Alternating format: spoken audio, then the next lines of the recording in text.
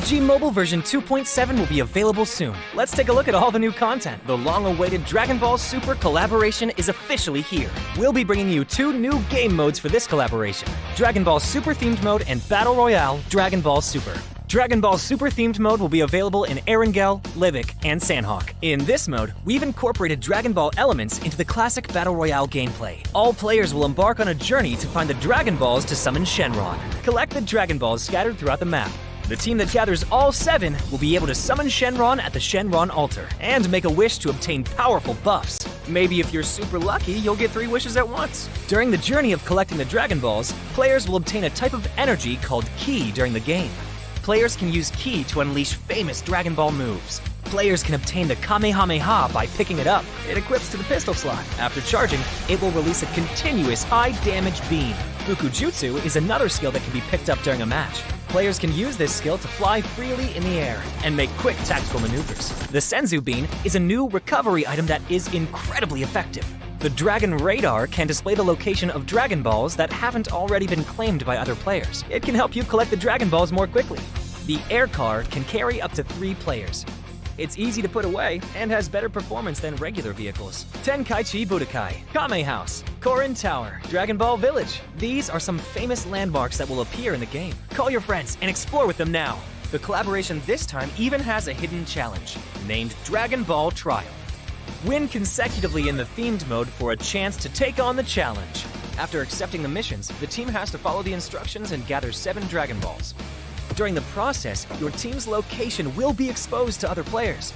All players will be drawn into battle for the Dragon Balls. To win the game, the trial team must successfully secure the Dragon Balls, defend the altar, and then summon Shenron. Are you ready for the challenge? In this standalone mode, named Battle Royale Dragon Ball Super, players can roleplay as iconic Dragon Ball characters, use powerful, unique moves in a brand new anime-style map, and become the ultimate victor. There are 5 Dragon Ball characters in this mode. They are Son Goku, Vegeta, Ultimate Gohan, Piccolo, and Frieza. Select your favorite fighter. Master their skills to suppress your enemies and achieve victory in intense battles. In the new version, the new Ace 32 firearm will be made available on all maps. It uses 7.62mm ammo and has 6 attachment slots. What are you waiting for? Go try it out now. Furthermore, this update also includes a firearm attribute tag display. Newer players can go to their backpack to look at the tags of a firearm they've picked up to quickly grasp its characteristics. The new Cycle 5 Season 13 begins on July 18th. Be sure to stay tuned for the new season rewards. That's a wrap for the main new content of the upcoming version. For more information, be sure to follow our official PUBG Mobile community. Winner, winner, chicken dinner. See you next time.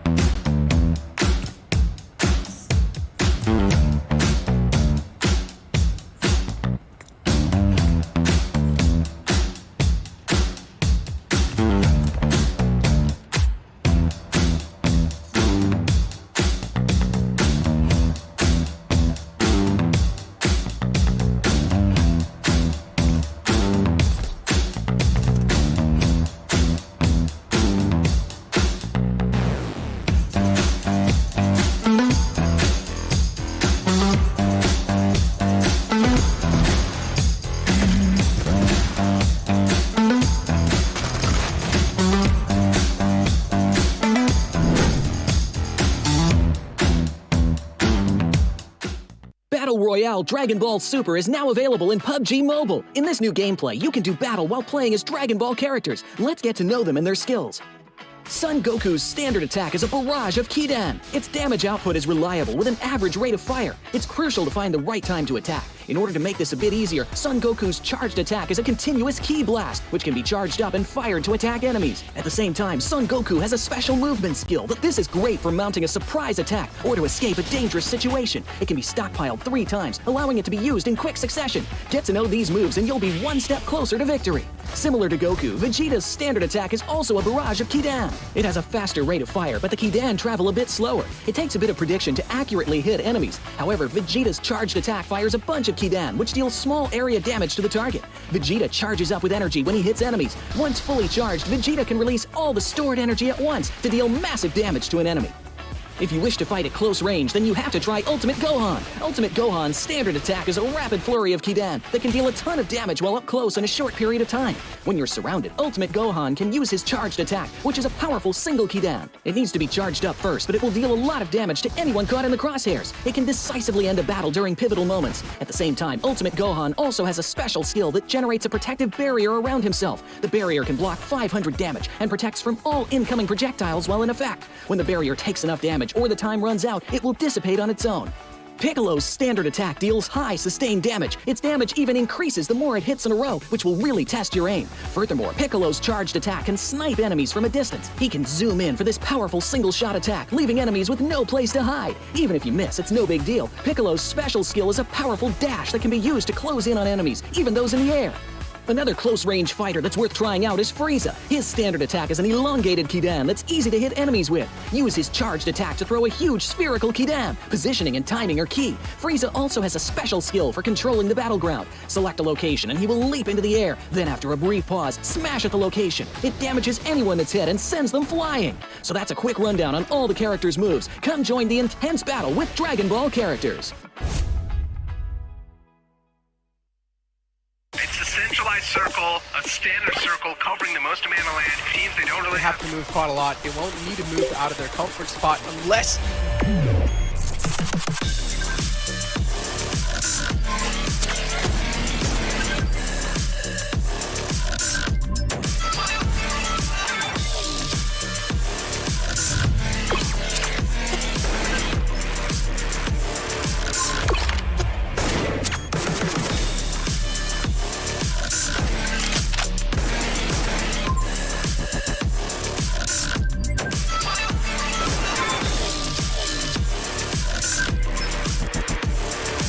Get ready, South Asia.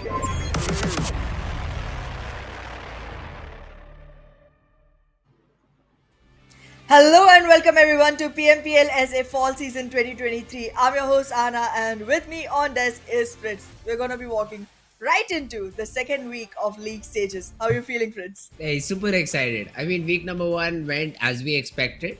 We expected a 4 MB domination. It just went their way. Quite a few teams were there who a lot of people were supporting, but they were not able to get into top 12, not be able to play the bonus game. But we hope so they do show a better performance. All the chances are going to be very less. But yeah, again, I'd say 4 MB, Stalwart Esports. This time around, I'd say Stalwart Esports has a better chance. Because last time they played with a lot of players. I think 6 players is what they have. And they've been shuffling around them quite a bit. On the final day, they got their playing 4. It seemed like and they were just able to get so many points. And were back on the second position after being down towards 7th or 8th position overall. So that was a great recovery. I'd say one of these weeks, just let all of your guys play it out and hopefully get the best possible result. Well, we'll definitely see that happen. But before that, let's take a look at how the tournament is going on. We have already crossed over to league stage week 2. Week 1 has already been done with. And yes, as Fritz already mentioned, it was completely 4 MB dominated week. We have one more week after the second for going into league stage, and then on 18th, 19th and 20th of August, we will be seeing the grand finales. Ooh, grand final. That's what this entire race is all about. So yeah, well, I'm excited to see how does this particular game go. And if we talk about the grand finals on 18th, 19th and 20th, so these 3 days will probably have 5 games each and 15 matches overall, and then we'll crown the champion of PMPL SA 23. That'll be an interesting match. That'll be an interesting day, I'd say. And yeah, let's see how the remaining matches go overall. Yeah, we'll definitely find that out. And again, we do have quite a lot of teams, as you mentioned earlier, who have been trying to do great but Hmm. haven't yet acquired the exact position. But well, for them, we have a great motivator, and the motivator is gonna be the prize pool that we have for this tournament. That's 80,000 US dollars in total, and the first position gets you 9,500, which is a huge amount. Oh, that for sure is a big amount. Now, also for the MVP, there's a prize of $1,000, which again for now 4MV is leading in the chart. Not just 4MV, I'd say the entire team of 4MV is there in the chart except for I'd say Baron. Baron. Yeah, Yeah. he's just not the one who's not in that particular chart, but anyone else can just entirely win that amount out. But there's also another fun segment in this entire tournament. It's also a TDM tournament where every day we see one TDM game, and that also has a prize pool of $1,000. Exactly. The first place will be taking 700 and the second one will be taking $300 for themselves. Round 1 has been already done with. 4 teams got selected and moved on into round 2 where 3 teams each bracket were already waiting. From that, we've already had the first match between ASL and Stalwart Esports, from which Stalwart Esports has gone forward. Now, today we will be having the match between IHC Esports and V8 Illuminate. These two teams will have one contender going into round 3.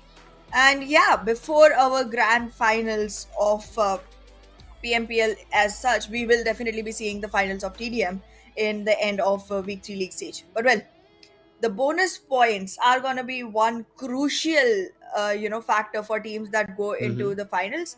And so far it seems like even after not having a very good bonus game, 4MB maintained to have the best bonus points.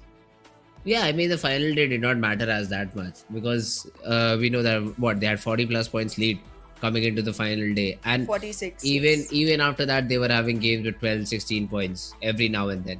So they knew that essentially the other teams won't be able to make it all the way up to them unless of course SKYLIGHTZ Gaming could have gotten 2 chicken dinners in that and then a chicken dinner in the bonus game. That's the only combination that would have led them to towards that first spot. So 4MV knew they had a weekday of the final day of the entire weekend, and on Sunday they did not play as good. But today, I think we'll see again another refreshed 4MV who will be out for blood from the very first game. Absolutely. There's quite a lot of contenders that were chasing the second spot, but now that everything is going to be reset to the beginning, Uh we huh. will be seeing a lot of teams trying to go ahead and acquire the first spot as well. And I feel like it's not going to be as easy for 4MB going forward, but I still feel like this week again is going to be a 4MB domination that we will be able to witness. But yeah, the points definitely are going to be, as we've already told, first place gets 10, and then a descending order from 6 to 2 for second position to 8, and then nothing for after that. But yeah, there is a group shuffling. Yep. There is a group shuffling, Fritz.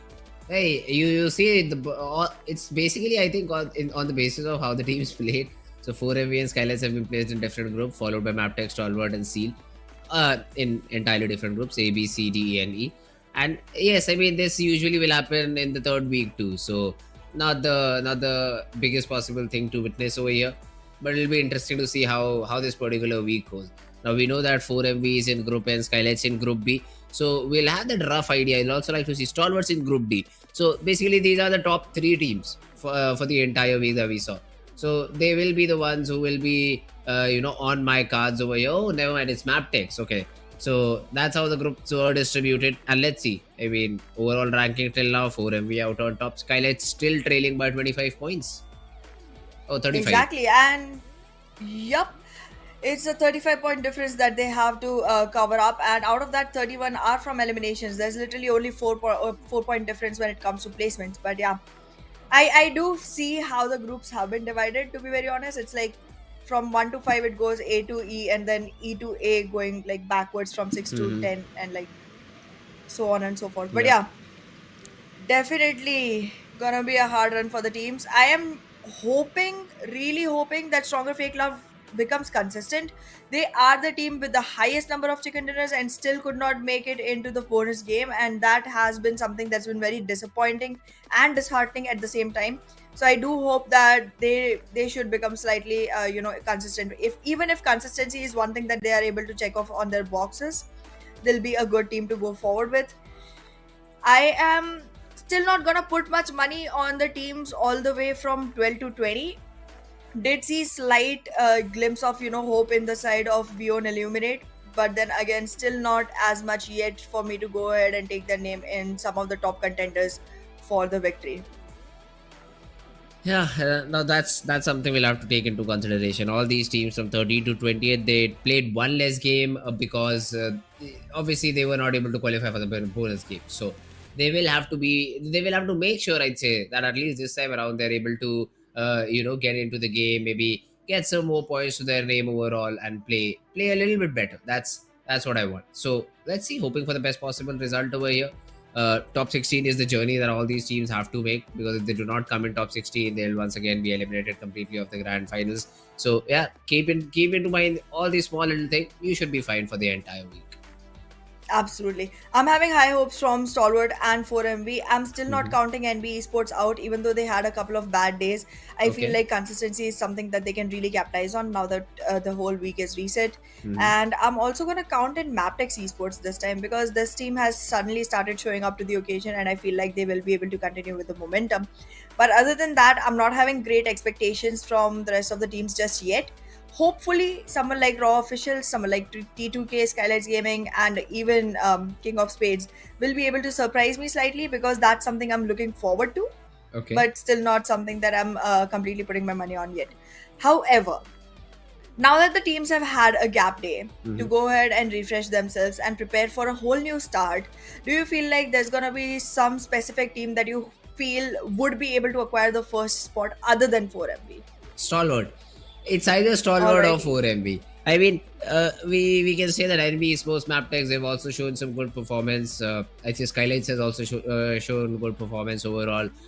But then again, it came way too late in the week. And one team that was consistently performing was Stalwart Esports. They, for some reason, did some roster changes. Maybe they wanted to include the remaining two players, give them some game time, just prepare them for the upcoming stages. That could be the only reason because of which they were not able to perform in the most optimal way. But hey, if someone can beat 4MV, I'd say it's Stalwart Esports. I get it. I get the feeling, because I have been feeling that way for a really long time as well. And I feel like this week the start might favor Stalwart Esports over 4MV, because Okay. 4MV is going to be sitting out the Erangel map as we saw on the schedule. 4MV has shifted all the way to Group A, and Group A is sitting out the last match, which is going to be on Erangel. And that might give a good opportunity for Stalwart to actually go ahead and capitalize on the situation, considering that Erangel is one of the maps where you can actually depend on your strategies without really worrying about some unexpected surprises to pop up out of nowhere as frequently as they do on Miramar or Sanhok. So I guess Stalwart will definitely have a great chance to establish the domination today. But yeah, I'm really looking forward to how the Sanhok goes today, because now that the groups have been shuffled, I'm interested. I'm very interested on seeing how that goes, because surprise element just increases to a whole new level when you have different shuffled teams coming back together on the same map. Yeah, that's true. I mean, these new groups are interesting to say the least. Now, Yes. it won't matter a lot because, anyways, all these teams are going to play the exact same number of Erangel, Miramars, and Sanhoks. True. So that won't matter. It's only the momentum that'll get in their way. Now, 4MV not playing the first game. That is usually a team I see very strong on the map of Erangel, and them not having Last game, I the guess. first. Sorry. Last game. They won't be playing the last game. Oh, okay. So one of these Erangels, right? Yeah, it Ah, is the so Erangel, yes, so yes. basically they will be sitting out on one of these Erangels. So I mean they usually like to play this map a lot more. They would have loved to end the day with a bang. Won't be the case, although they'll be playing the first Erangel. So yeah, overall let's see 4MV, how do they perform today. Stalwart Esports, again another team that we'll have to keep our eyes on. NBeSports, Mabetex Esports, SKYLIGHTZ Gaming, all these teams which were able to make a run back in the last 2 days. I'd say we got that first 2 days gameplay, and I did not see SKYLIGHTZ coming out on top anyway. They were 6th, 7th overall position after the first 2 days.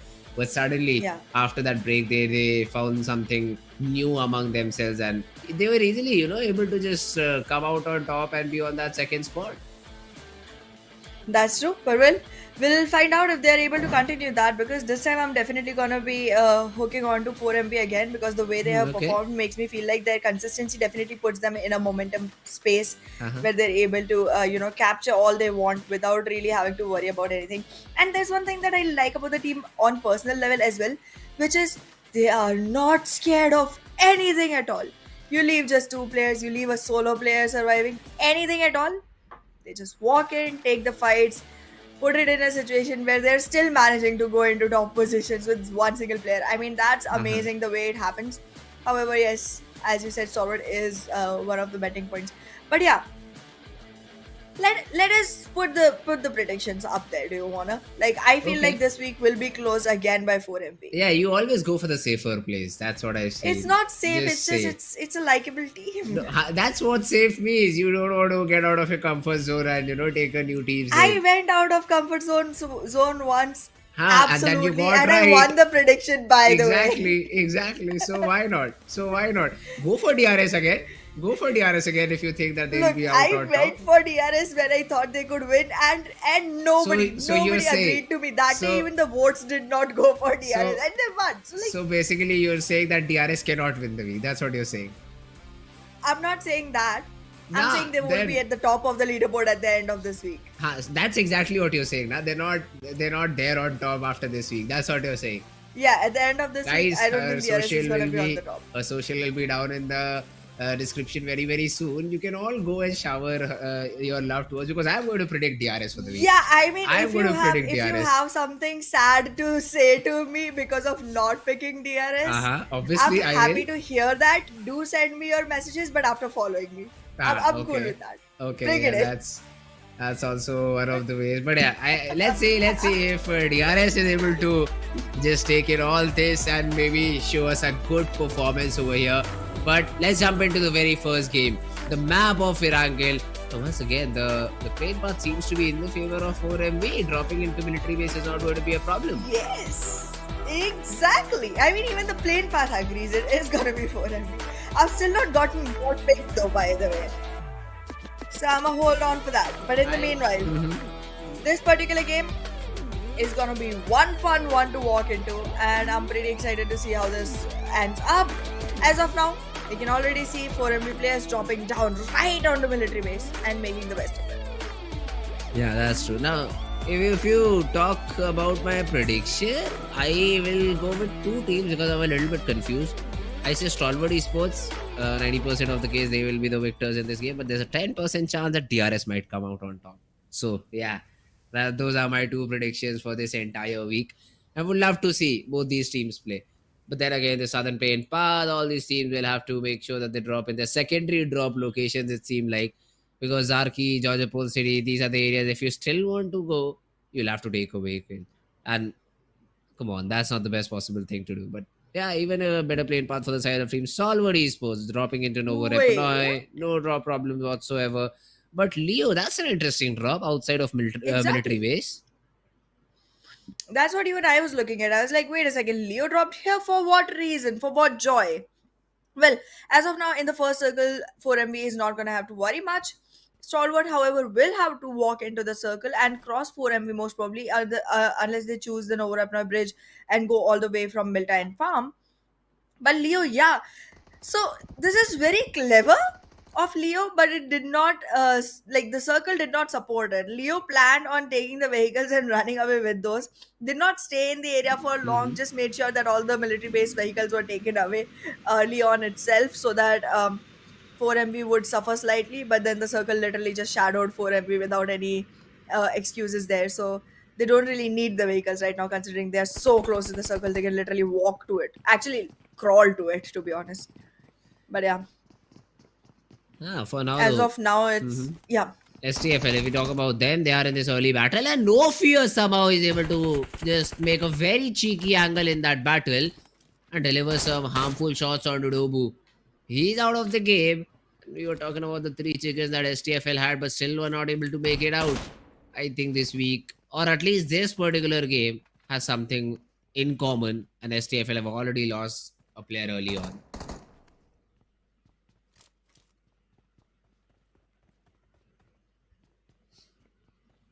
Hmm. Let's see though. I mean, SKYLIGHTZ, they've got that first blood for themselves, but then they decide to disengage. So it's a good choice. You got already 1 point on the board. You've already started off strong in this particular game of Erangel. It is better to fall back. Yasna in itself is such a big city that it can sustain up to 2 teams very easily. So both these teams could have looted very early on, could have decided not to take the drop clash, and still would have left the city with the best possible loot, is what I feel. But STFL, they wanted to take that early fight, and SKYLIGHTZ Gaming will easily jump in, hop in, get those frags to their name, and just keep on going with the positive mentality that they have.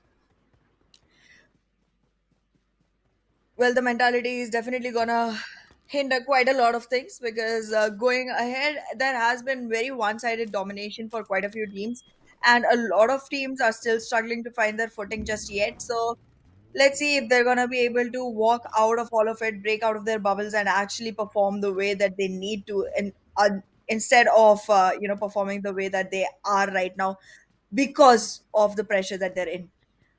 Let's see how that turns out. As of now, yes, Naya is definitely gonna be taken on by Stronger Fake Love and SKYLIGHTZ Gaming, two teams that are very far away on the spectrum as of now, considering their performances, but do show promise. Both of them do show promise. Yeah, and now see, let's see. I mean, STFL, they've lost a player early on. How do they want to play this entire game out? Talking about HVDC, no problem whatsoever. In this city of Pochinki, they usually find it empty. So in the entire past week, there hasn't been a lot of problems for the side of for the players of Team HVDC. So they're just good. They're just enjoying their free loot in Pochinki for a very long period of time. They even get the vehicles that they need. The game conversion is something that they have to work on. Probably week number 2 seems to be a little bit better than the previous week. But yeah, let's see. Time is the only thing that'll let us know the answer about that particular question. Well, that's definitely a question that will be answered with time, but in the meanwhile, there is definitely a team that I feel had a great shot at actually making it big in the last week, but then ended up not doing so, and that is Leo Esports. So even in this week, for some reason, actually for a very obvious reason which is the way their group looks, I don't know if I'm gonna be able to pin on them just yet, lean on them just yet, because they have Stalwart Esports, Stronger Fake Love, and Mabetex Esports in their group. That's not a very good group to be in if you want to have victories to your favor. In that matter, I actually feel like HVDC might have a better chance at securing victories, considering they have JMEX, NBeSports, and IHC Esports in their group, and probably same can be said for Raw officials as well. But yeah, I don't feel so optimistic about Leo just yet. But let's see if they're going to be able to. So far in this particular game, in this particular circle, they do have a great positioning. Nobody is getting in their way just yet. And they are close together, not very far away. Will be able to support each other. And once the circle starts shrinking in, I think they will be moving closer together as well. Hmm. 4MV and Stalwart, though they came into an early action over here with Stalwart Esports' action. Try to sneakily maybe move towards the military base bridge. But as soon as they see that the players of 4MV are still sticking around, they might just want to rotate out of here. They just might want to use that Novorepnoy bridge, run away from that particular spot, and probably try to get inside the zone as soon as possible. Or is it not? Because I see somewhere near the shores of this river. He takes some shots, does not connect any of it, and just instantly decides to escape from this position. Hmm. Well, you can escape for now, but not for long, because eventually there is going to be a duel that is going to push 4MV and Solid Esports closer together to actually Oh, interfere into the fight. But in the meanwhile, Solid already taking the first step. East is knocked down and he's getting some support, but that support won't be enough just yet. There's a little bit of relocation that East has to do. And in the meanwhile, Doc is under target of three different people from the side of Solid Esports, being chased like it was Tokyo Drift. and look at this action has also created a different angle into this battle. So now all these duels have to be taken down. Tops also stopped, wants to take this fight. The AK spray, yeah, well, that's not connecting anytime soon because that's not the weapon that you'd want to have. And Doc will survive for now. 4MB, they've also gotten their player back up and are just looking to escape from this position. But Doc has been pinned down because his vehicle has been punctured. And Action wants to get in, get that frag, and maybe relieve the players of team 4MB of one player, and that's exactly what happened. They chase him down. 4MB cannot do much about it. I think they will. I think they will come back with a retaliation, and that's exactly what's happening. A chase down has been the top side of Pulisic, but it's not turning in their favor just yet. Finally, they're able to take Action down in a spot where he has no recovery option. While the traded member from the side of 4MV will be able to come back onto feet before Tops gets his way back into the fight. Now this has become a very crucial one and non-rewarding one for both the teams, to be very honest. And both our bets get taken away out of the table in no time at all. Like, both these teams have faced losses that they did not really want in this early beginning of the game. Action stood a little bit too much in his position. I mean, as soon as he confirms, he just gets into the buggy and runs back and does not go for looting his opponent's crate. Well, obviously 4MV will come back to retaliate. Although now they are facing elimination 4MV. Apex is the only one standing, whereas Stalwart have all their 3 players surviving. IC, Nirzad and Tops. Let's see, they know where this guy is because of the shiny colored UAZ that he had. And Apex is just stuck in a very difficult spot now. So survival for 4MV looks next to impossible. That's true, and it's not going to be a great start for this team considering they have already played their first game and not acquired anything but one single defeat point to their names, and that too by Apex. Now Apex surviving definitely gives hope.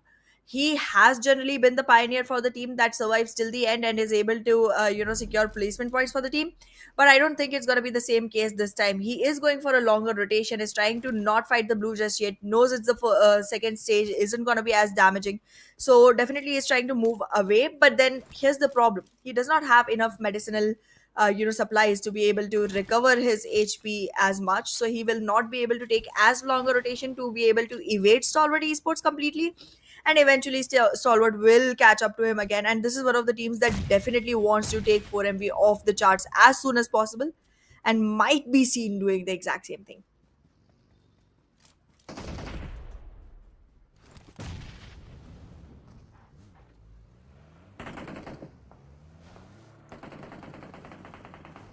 With the circle shifted all the way towards the west, I feel like the teams are going to be marching in soon enough. But the position right now seems great for IHC, T2K, and Leo Esports.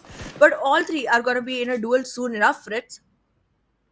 Yeah, I mean, NBeSports right now, they were under fire against the players of team JMEX, and then the third party was also there. So it was essentially a Mexican standoff between these 3 teams. Yeah. Now, they all of them have just made a good decision to just get away from this position. But on some other part of the map, IAWO, they are also firing shots upon the players of Stalwart Esports, and they have been reduced to just 2. Exactly. Even though 4MB hasn't been able to survive as much, but the team that was bothering them so much has been taken down as well. And soon enough, we'll be seeing Stalwart Esports and 4MB both struggling on the verge of extinction. In the meanwhile, though, Mabetex Esports is doing good for themselves. They have the most number of frags on the board, alongside the number of people alive. Because yes, Stalwart has four frags, but they do not have enough men standing. In the meanwhile, though, Mabetex has all 4 on the ground, 1 on the knees though, but will be picked back up onto feet soon enough. HVDC, one of the players is down, so SKYLIGHTZ will try to make the most of their opportunity, although they have also just got one of the players back up and running. But let's see, HVDC, rogue for now, hoping to find anyone that he could, but they'll also try to reset, man. It's 400-meter run that you'll have to make to get inside the zone, and the same can be said for SKYLIGHTZ Gaming. But Ryuk, he falls. SKYLIGHTZ Gaming, they want to force the issue for some reason. There are nades being thrown in by Sanchir, who is trying to just counter the players of Team SKYLIGHTZ Gaming. But will they make enough impact is the biggest question. No Fear is down to very little HP. But Sanchir, now playing in his opponent's smoke, wants to just survive for a very long period of time. But SKYLIGHTZ, they just want to run him over. No Fear, spotted, taken care of. That's the reason we were saying that let's not take this fight this at this point of time, because SKYLIGHTZ will be the ones who will not be favored overall. Well, as of now, stronger FAKELOVE will be taken out of the fight, and even right now, when we're all the way into third stage, the number of teams surviving is huge, but the number of players is not as great. Soon enough, a lot of teams will be facing the wrath of dismissal. Stalwart Esports, Bad Intentions, Mabetex Esports, Raw Officials. Big names are getting taken down. In the meanwhile, NBeSports does survive, but HVDC in a good enough position will be able to manage that fight for themselves. However, recovering the players is gonna be one big option for them, which they have to keep their eyes out for. In the meanwhile, though, I am seeing players from the side of Raw Officials still trying to make their way back into the circle, but it's not gonna be as easy. The blue is damaging them, and even if they are able to evade the blue, once they enter in, it's gonna be a completely empty area, but it's one single player. So survival is not going to be as easy, considering once you have an idea of where there's least number of teams present, you try to relocate your team to that position to be a little safer. And there's a lot of teams we've seen that are trying to play safe on this one. This is a very weird zone. Haven't seen this sort of a zone since a very long period of time. But hey, let's see. Interesting to see. For sure, it'll be fun. Now, Leo, this time around, they've got one of the players of JMEX down.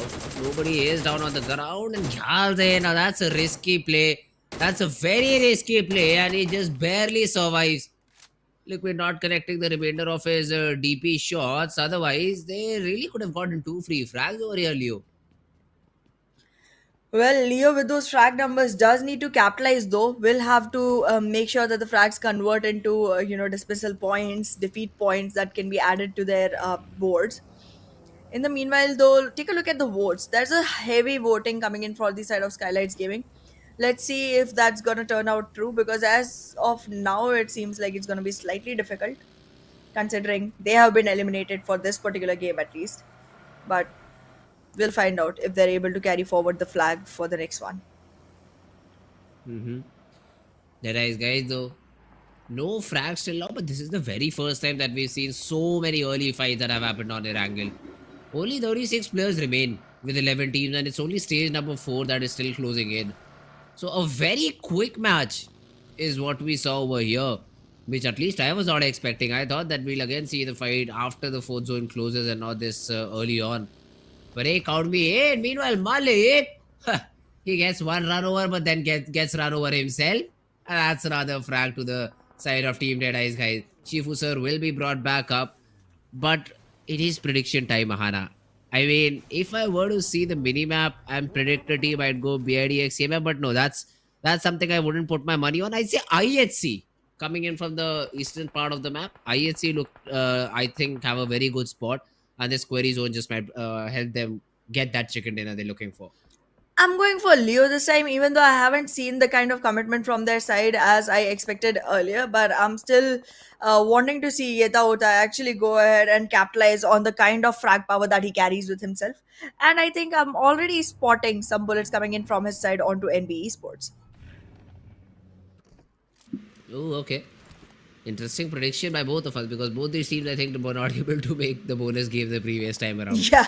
And we're hoping that they'll be able to win this game. Hey, let's see. It'll be fun to see if they're able to do so or not. Leo for now struggling with the zone. One of these players, Yetauta, or maybe just trying to get some information. On the other part, IHC, they just get pushing up on Team HVDC. And even though the HP bars were a little bit of a concern for HVDC for a very long period of time, but now it seems like Alex is in a very tough spot. He wants to escape, wants to go towards a different compound and maybe bring Godless back up, and they will just be able to. Zeol just touches him over there and will get the revival. Demo, he is coming in from a different angle. No. Now it's a 4v4. Never mind, it's a 4v3. Because Alex, he just got blasted because of that nade. And same can be said for Godless. It's all down to Zeol and Demo to get in with some heroics. One of the frags is there. HVDC also lose too. What? IHC still surviving. IHC still surviving, but not with enough numbers though. IHC is having just 2 players on board, and same can be said about HVDC as well. Both these teams right now looking like it's gonna be a hard one to fight off with, but Demo gets taken down from a very nice angle coming in, and now HVDC will be able to capitalize this fight. Dead Eyes guys out of nowhere helped out HVDC to secure the numbers and also the position. With 7 frags on board, HVDC survives, and your prediction is It's gone, perfect. and I think so is gonna be mine. On the verge of extinction, Leo has literally 1 player remaining with only 2 frag points. So I guess As I said, guys, our social media handles are down in the chat section. So if you want us to take a team's name, hey, contact us. Maybe throw some love our way, and we might help your team win the entire game. But exactly, yeah, we'll take we the only name have of the your power. biggest opponents. Yeah, we only have the power of eliminating 2 teams. So choose carefully. Yeah, be careful what you wish for. But JMEX right now they're trying to third party the play of HVDC. The nades gets exchanged. Frag is not able to get that frag with a frag grenade, which is ironical, I'd say. But yeah, he is still trying. That's what matters. And HVDC, they're happy. They're happy with the position that they have, and they know that right now, unless Rogue falls, there's no way we lose this fight. Well, funny thing, both the teams have a rogue. One with 8, one with O, but there's rogues. Anyways, HVDC so far ready with the nades, trying to launch it in. Not securing much yet, but in the meanwhile, a great news for the side of T2K. NBeSports losing players against them, and right now with a player advantage, T2K still into the fight. The player advantage gets nullified, and now it's a 1v1 between both these teams. Oh, although look at this, Sanchir gets a knock with the nade. And now Orangey, his position is also known for Ryuk. So he knows the cover fire will be provided from that particular compound. But let's see how do they push in? They just push in like that. Rogue jumps out of his compound with a shotgun, blasts off frag bot, and JMEX, who we thought will be in a good position because they obviously came in for a third party, now seem like in a tough situation. Exactly, JMEX right now losing players one after the other, while HVDC still survives with a great number, and so far seems to be the biggest contender to actually go ahead and participate into the final fight. 9 frag points to the name, and already making place in the top 7, which means placement points are definitely going to be rolling in their way.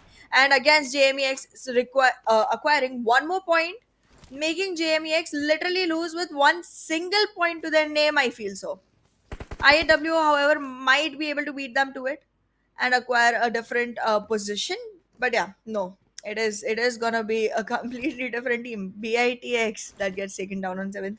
So now, yeah, both these teams do have opportunities for more than 2 points at least. But in the meanwhile, Leo gets taken down as well.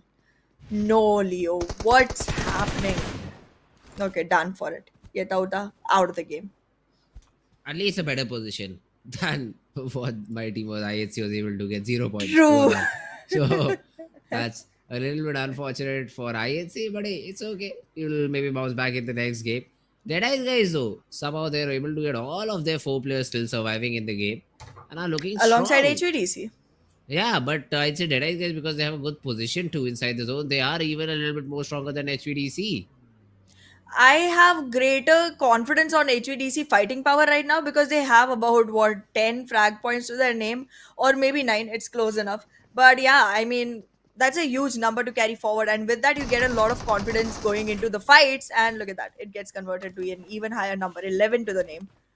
That's huge. You can't deny the fact that a team has 11 frag points and the other team has like 4 or 5 frag points, and they're going to be fighting off against each other. You definitely would put your money on the one with higher points. And again, Ryuk survives in HVDC, even though that guy has mostly carried quite a lot of weight for the team.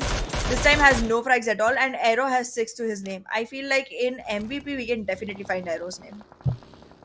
We'll have to see. We'll have to watch about that. 30 plus frags is what you need to get in that particular situation. So not going to be easy at all. But yeah, now HVDC. This is what I'd like to see: rotation. How do they rotate so that they just eliminate the threat of first of all getting third party if they want to take a fight, and if they're able to do so, well, that'll be a great thing to achieve. Now I do see Sanchit just try to maybe get the loot back up. Rogue as well try to okay, no, Rogue is trying to scout out area, but the other players are just trying to reset. But Deadeyes guy, they sort of prepared a welcome party. And unless one of these players fall, I don't see a way for Deadeyes guys to lose this battle. Already a Rogue has been taken care of. And even though Sanchir from behind is trying to provide some cover fire, not even a single bullet connects. and HVDC lose a player. Let's see. Precious Sir. With that frag point to the name and 3 in total, how far he's going to be able to carry Deadeyes. Guys, the numbers advantage will definitely help going forward. Ryuk is trying to relocate himself in the meanwhile. However, HVDC with that loss of numbers should be playing slightly passive going forward, because there's a lot of fights that can be initiated towards Deadeyes guys by VO98 and T2K, and when these fights happen, there is a chance that DE might lose a couple of players as well, putting HVDC again in a great enough position. And with the number of frags they already have to their name, they shouldn't really be worried about whether or not they will be able to make it through. And when I was expecting the team to go slightly passive, they just invest into another fight that they have no way out of. Now with only 2 players remaining, HVDC has literally dug their own grave.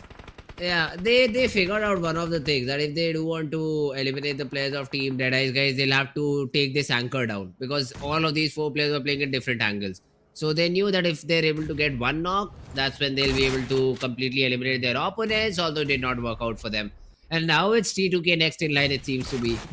They're thinking they're throwing in a third party, but little do they know Deadeyes guys did not even take a pinch of damage on them. So resetting is not their concern. They're all ready. They're all up for this 4v2 battle. Well, let's see how it turns out, because T2K definitely looks like they are not in a very good position. They themselves opened up their coffin boxes and booked their plot in the ground. Soon enough, they'll be buried into it as well. But Deadeyes guys definitely looks like the promising victor from this particular match, with this 1v2v4 situation that they are finding themselves in. And Slayer Sir also, one being with lower HP, has revived himself and is in a position of getting back into the fight with great confidence and good enough HP. But take a look at Domain. How far off he is. How far off. He's just playing for survival. He just wants some extra points in terms of the survival points. Placement, yeah. But yeah, now the Slayers are just pushing in with the DBS. I mean, Turulov does not even have an idea.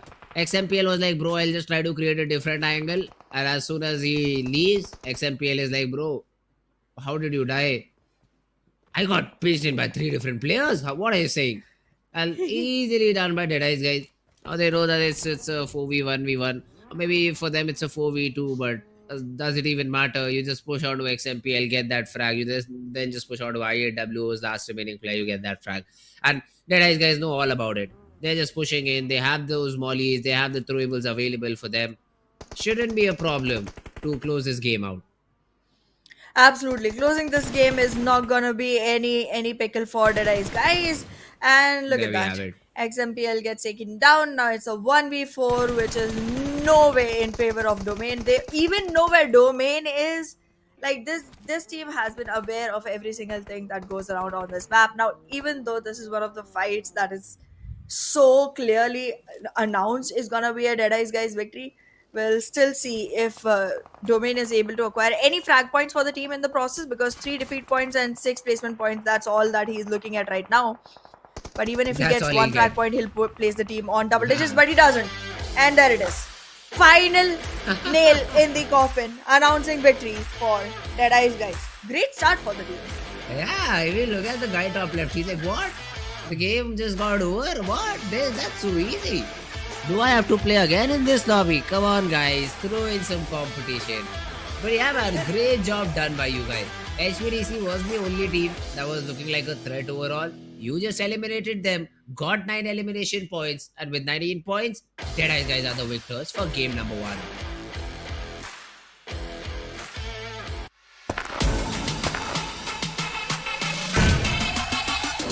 Make it clap.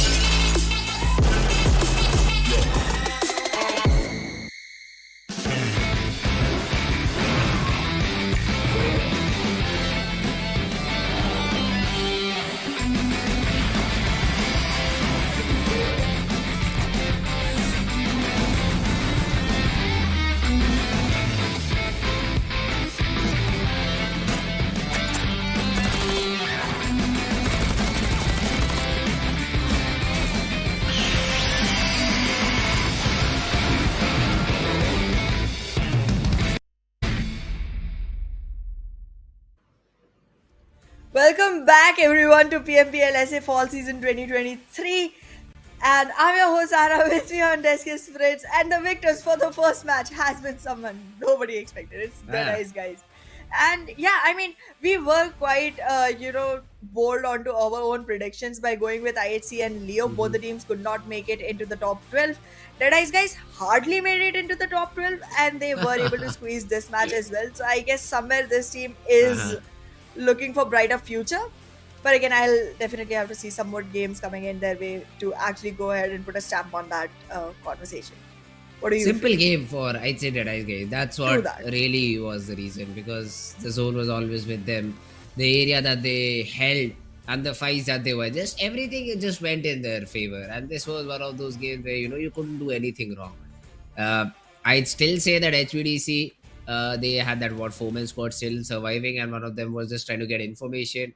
The player just gets lucky, running buggy, you're able to connect the headshot at the very last bullet that you had. So yeah, everything just went into the favor of DEADEYES, guys, and not taking away anything from them. They played it out perfectly. They just took all the advantages that they had and put a final nail in the coffin with the chicken dinner. Precious Sir did most of the heavy lifting, 5 overall eliminations out of 9 that this entire team got, and great job done by the guy. Absolutely, with 757 damage, Precious Sir finds himself to be the MVP of the game. I was definitely hoping to see Aero up here because he had 6 eliminations, but I guess somewhere in damage he has fallen short. So we'll definitely see him in the top players for sure. And let's take a look where he has found himself in that particular list to further. Okay, yeah, he is there. He's there literally on the second position with 597 damage. And 2 eliminations for the side of Sunset get him on board as well. I'm seeing a lot of potential in HVDC, Fritz. Yeah, the only thing that they'll have to, just worry about is being a little bit consistent. That's the only thing that they need to figure out, because you cannot get a chicken every game. The perfect example could be the previous week where 4MB were always consistent, always there in top 3, top 4. And yeah, 1 or 2 bad games, that is where the chicken dinner games help you overall. So good start for HVDC. I'd say they would be overall second in the leaderboard too, considering the elimination that they got. But yeah, they'll have to replicate these sorts of performance every game so that they're able to, be in the top 3, top 4 spot that they wish to be in. Absolutely. And I am actually seeing so much potential in this team, so much so that I would actually, by the end of the day, if I see consistency, I would actually go ahead and put my money on this team as of the current situation. But yeah, DEADEYES, guys, definitely had a great performance, great game for themselves, but I do not feel like it's a very replicable game. So the consistency mark is still slightly falling behind for me. But in the meanwhile, if you take a look at the overall performance of all the teams that participated in this first game, that is every team except for Group E, 19 points for DEADEYES, guys, 15 for HVDC, 11 for T2K Esports. All 3 teams in good position, but everything under that, I'm not so happy with. Like, we won't illuminate. They have 9 points, but 6 is through placement. And that placement literally only happened because of the kind of position you were able to hold that was so far away from the teams. That's not going to be the case often. Yeah, but even if you look at NBeSports, I'm surprised to see them here. They just got 1 placement point, but 6 elimination. Now that's a good number. Even Stalwart Esports as well. Getting 6 points to their name, and just in terms of elimination, considering they lost 1 player early on against that fight with 4MB. But yeah, about that, it just has been a great game. Would love to see how the other teams play it out, because still now, again, only 1 game, not much to judge about, but a great start. A great start for the side of Team DEADEYES, guys. A great start for the side of Team HVDC in terms of confidence and in terms of points as well.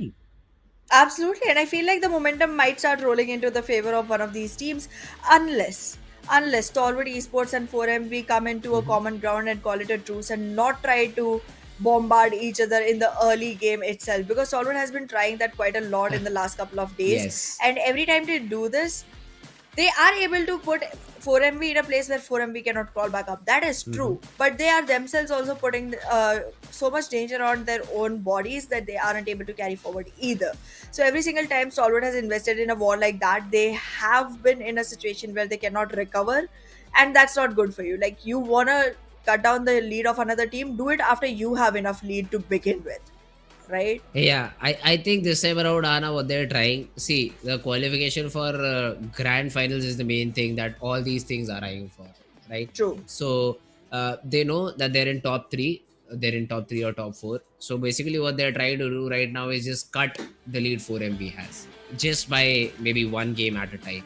Because look at this, 4MB got what? One elimination point and probably one position point, 2 points from this particular game. No position points, to be honest, I think. Okay, no position point. That means 1 point for the entire game. Stalwart, on the other hand, yes, they were eliminated, got 6. Now for us, it's just a 5-pointer game. But what they're eyeing towards is right now they've covered that distance between 5 points. One good game is what they want. One good chicken is what they want, where they're able to eliminate 4MB, and that will happen at least one of the time. And that's where they, just cover up the major chunk of 20-25 points in just one single game. Then again, they'll just try to, keep on going with the 5-6 point differential that they're able to get. That could be one of the strats because of which they're just trying to dethrone 4MB from that first spot. And maybe towards the end of week number 2 and week number 3, they want those 20 points in terms of the bonus points rather than giving it to 4MB. Could be a viable strat, could be something stupid that I'm saying. But for now, this very first game, that is what it seemed like, because they really had a different option. They knew the zone is going to finish on the final main area of Erangel, the Pochinki region. The best possible option could have been to use an overrep average, unless it is scammed. Now you can see if it is scammed or not with your mini 8x's that you already have. You can just get that information. But they still decided to fight against 4MB. That means they're just targeting one team. They just want to have that fight irrespective of where it goes. They just want to damage that particular team so that they're not able to have those great games. That is what the objective for me, it seemed to be in this map of Erangel. Now let's see if it continues in Miramar 2 or not. Because in Miramar, both these teams have very far away drop spots. So I don't think so. Drop clash is something Stalwart might attempt over here. Well, we'll definitely find out. And I do see your point, Fritz, and I kind of agree to it. It's quite a good start to go forward with it. But I feel like in the first 2 days of the week, you shouldn't really be trying that. Because again, you do have to be in the top 12 on the weekly charts to be able to qualify for the bonus match. And Yes, that's one thing true. you cannot give the leeway of. So maybe in the first 2 days of the week, try to place yourself in such a good leaded position that nobody can dethrone you from the first 12 positions, and then go ahead and try to dethrone 4MB, because that's still a lot of the gap. Like, yes, you have covered up 4 points. I agree. That's great. But then again, even though it takes just one good game for Stalwart to go ahead and try and dethrone 4MB, it also takes only one good game for 4MB to go ahead and completely capitalize on the lead that Stalwart has been trying to cover up for. So like, there is definitely going to be one match where Stalwart isn't playing and 4MB is. They might be able to squeeze that one in, and then everything you worked for just goes to nothing. So better try to be in the top 12 first, and then go ahead and once you've cemented that position, go for the complete dethroning each other part. I think this rivalry is pretty interesting, and I'm going to keep my eyes out for that. And on Miramar, let's find out if they are going to be getting into each other's hair, because again, as you said, they do have very far away drop points. Yes. If they do drop on each other, I'm going to have so much fun. So much fun. So Stalwart has been going in multiple different areas, so I don't exactly remember where they usually drop in, but I know that Chubasera is where 4MB goes. So keep your eye out on that Chubasera region, because even if the playing part does not favor that area or favor that city, 4MB still just drop, take a vehicle, go towards that area. For them, it does not matter where the play zone is or where the playing path is. So they just really like going towards that city. But let's see if that changes in this particular instance, in this particular game, because all these teams are ready to get that chicken for themselves.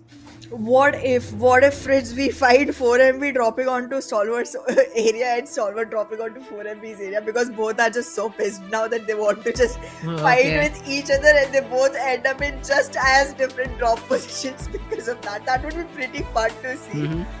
But let's see if that's even gonna be what exactly happens, because I'm pretty sure these teams have enough information on each other to actually know whether or not that step will be taken by 4MB.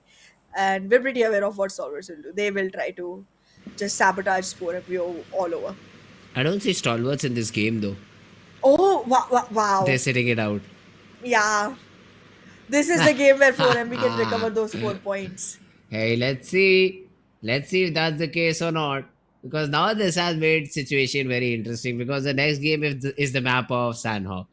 Now that Sanhok will essentially depend, that 70% luck game will essentially depend on 4MV's good performance or not. Oof. Hey, this Miramar, I cannot wait. I just cannot wait for this to get over and see the result on my screen. But hey, let's see. In terms of dropping positions, we have SKYLIGHTZ Gaming around La Cobriara, also creator field. So they've taken a very wide drop. Maybe Mr. Boro is eyeing towards Oasis at the same time too. So it's a drop where you have a lot of area to work with. So good loot could be found for the players of SKYLIGHTZ Gaming. Same thing could be said for Mabetex too. Look at that. Uh, they haven't taken a big huge city. They just gone for the small little compounds around Cruisedale Val and Campo Militar, which is a very weird drop considering both these cities are entirely free and near the zone to go and loot from. But okay, Yeah. let's see. NBeSports, if we talk about them, El Pozo is where they go. Leo Esports cannot be seen in this game. That's why NBeSports will have the free city for themselves. IHC, they have gone a little bit north to Chumasara and south to El Pozo. I think that's Montenegro, if I'm correct. So that's the city that this team is looting. So yeah, early drops, no drop fights for now, as it seems, unless CL Esports' player collide with the players of Team DEADEYES CMF. All this should be quiet for now in the very first zone. Well, let's find out. But in the meanwhile, I do gotta see what Mabetex Esports has in their mind, because generally they do go to Campo Militar. They could have gone there even right now. The plane path wasn't that wayward to restrain them Hmm. from going to their drop location, and they generally cover multiple cities from that region. This time it seems like they're gonna go pick up a vehicle from Torre Muda, but is is that the right place to be? I'm not sure if they're even going to find the right kind of loot to survive with that. However, currently they are very isolated. There's no fights that are coming their way, so they can take their sweet time to go ahead and figure out what they want to do going forward. But with this particular decision itself, I have my distaste already built for this team in this particular game, in this particular map. So we'll see. I don't feel like this is going to be a Maptex day or a Maptex game for today. But yeah. Ah, Hmm. for now, though, let's see. It's a very north oriented circle, so all True. these teams have to get inside the zone as soon as possible. So especially for team like what King of Spades, look at their drop. They're on the southern island, Yep. and now rotating all the way north. It's a very big task, I'd say, for this team. Exactly, and they only have one vehicle so far, so we'll find out how they managed to do this. Prison, Los Higos, these are the two places where we can see their players, and Faisal is all the way ahead leading the team. We do see King of Spades do this all the time. It's always Faisal running ahead of the team, trying to scout out the area and then give signals to the teams on whether or not they should be moving in and what they should exactly be planning according to. So like I feel like Faisal is definitely the information delivery guy for the side of King of Spades every single time, specifically on the maps of Miramar, where they generally prefer to be in a very scattered position. But yeah, a great position for DE Venom, to be honest. They are not going to have much problem trying to walk back into the circle, because 4MV, as we know, will be going in for an early rotation into the circle, and then things are going to be a clearer sight for DE Venom marching towards the circle, but not specifically while entering into it. So let's figure out what they are going to be doing going forward, because it seems like the only good position to enter into the circle currently for all the teams that haven't made it just yet is going to be through El Azhar, and that's a very long rotation, specifically on a map that is this huge. Ah, that's correct. I mean, from El Azhar, it'll be a difficult thing. For now, though, let's see HVDC. I think they have the number of a player of DRS, and he has already been spotted. Some shots being taken to the Mini 14. I could hear it in the background. So HVDC they just probably scared him away, because right now there's no team that will like to take a fight unless they're inside the circle, and I think HVDC is. So okay, they'll entertain it. Maybe they might just want to go for that early battle, because anyways they're booming with the confidence that they got in the previous game, that they were able to get with all the squad vibes that they were able to do in that particular squad house. So oof, would love to see if HVDC engage into that early battle or not. But for now, literally no one has. But I think we will see a player falling over here, because DEADEYES guys have just pushed in onto Sanchir.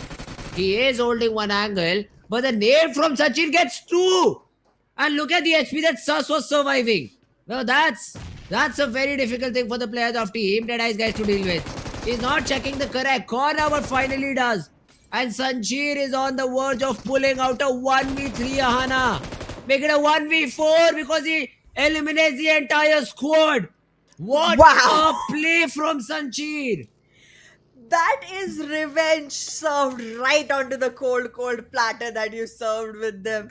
Last game, we know HVDC was about to win, and Deadeye's guys just seized the moment. And this time, HVDC was like, you know what? We gotta do this to you. We don't want to be brutal, but we gotta do this to you. Early elimination of the victors of the last game. You get chicken dinner, and then you get 16th position. Not a great day for the Dice guys, specifically not in this particular map. I mean, I am loving the kind of rivalries that are being built into this game. Even though this one does not seem like a sustained rivalry, it might not continue for the next maps, but it's definitely one that was fun to watch. And the way Sanchir has delivered it, he's like, I'm a single person capable of destroying the whole team. He has made the statement. And this statement is a benchmark. Every single time I see a team trying to pick someone else completely off, hair by hair, trying to get the chicken, I'm definitely going to expect the next game to be a revenge coming back from them. Oh my god, I still cannot get over the fact Beautiful. the way this was played out, man. A perfect nade. Oh, Do you even see a best play better for the nade day. than this? I think it's the Definitely. best play for the day. We can give it that. Yeah, we Yeah. have guys. We have forms to fill after the game for us to just put in the best player of the day or the best play of the day, and we'll definitely put his name, Sanchir's name, in that particular category because perfect nade, perfect spray, perfect control, perfect game awareness. Everything was just perfect in that clip, except for obviously Deadeye's guys fan who just saw their team getting chicken in one and then eliminated on 0 points the next. So unfortunate for you guys, but I enjoyed that battle thoroughly. So did I. So did I. I mean, I was still looking at the minimap trying to figure out how 4MB is gonna struggle and try to make their way back into the circle. And in the meanwhile, the battle started. I shift my glance and I'm like, okay, wait a second. What is Sanchir up to? Before I could even wrap my head around it, the fight came to an end. And now, DE Venom, the secondary squad of Deadeye's guys, trying to make sure that they are able to do something similar as to what happened to their sibling team and hopefully bring a result. It seems like so far it's not going to be anything close to what just happened. It's going to be hard to replicate that, cannot deny that in the meanwhile though. Huh. Domi though, good shots from him and Deadeye D Venom, not sorry, Deadeye's guys, they're already dead. But D Venom, they've also been able to eliminate IHC. And we thought IHC did not have a good week one, but seems to be the continuation in week number 2 as well. This fight as well, it was a very medium range fight, but still, D Venom were easily able to win it out. Yup, and D Venom, the way they have, squeezed this situation, it's not like they did something completely extraordinary. It's just that IHC was not prepared for the ordinary either. I mean, yeah, the first week was bad, but if you let that bring you down, then the second week is gonna be just as bad or maybe even worse. So I want the teams to actually get out of their mindsets, get out of their own head, and start rethinking onto the game as a new, fresh game every single time. Take it one play at a time and not really cluster their own heads with way too many thoughts because right now that's gonna be the biggest mistake that any team can make. In the meanwhile, 4MV, they have literally just made their way back into the circle and now they're already trying to participate in a fight that is not fruitful. I know this team is definitely looking to make enough points to be able to cover up the distance that Stalwart has been able to cover up, but this is not the right play. This is definitely not the right play. Hmm. Let's see. Uh, for now, they're yes, struggling with the circle. They maybe want a piece of the pie. They want to start good on the early game. But Rambo, he escaped. So he escaped the crosshairs of Doc, and he will also be rotating inside the zone. So 4MV is it's also better for them to just leave this position away, just get inside the zone as soon as possible because our stage 2 has already started. In the next minute, stage 3 will be formed, and then you'll have to just be concerned about where you get, do you even get a space inside the zone or not, because essentially you'll have to either fight or you'll have to either be lucky to find a good spot inside the zone. But yeah, for both of these things you need to get in as soon as possible. So Would like to see the rotation coming in from the players of Team 4MB. But for now, HVDC, Venom DE, these are the two teams who literally have been able to eliminate one entire team without taking any loss. So great start for both of them. Well, we'll soon figure out if both these teams are going to be able to carry forward their flow because, yes, I have high hopes for HVDC. I haven't seen much coming in from the side of Venom DE just yet, but in the meanwhile, Seal, a one hit wonder from last week, is trying to go back in for these fights onto KS. Again, a fruitful fight nonetheless, but is it going to bring enough long term advantage to them? Is a question. Letsom being one last man surviving from the side of King of Spades gets knocked, and now it's just one single player on nil HP that is going to be taken down. This is Seal. extinction. Yeah.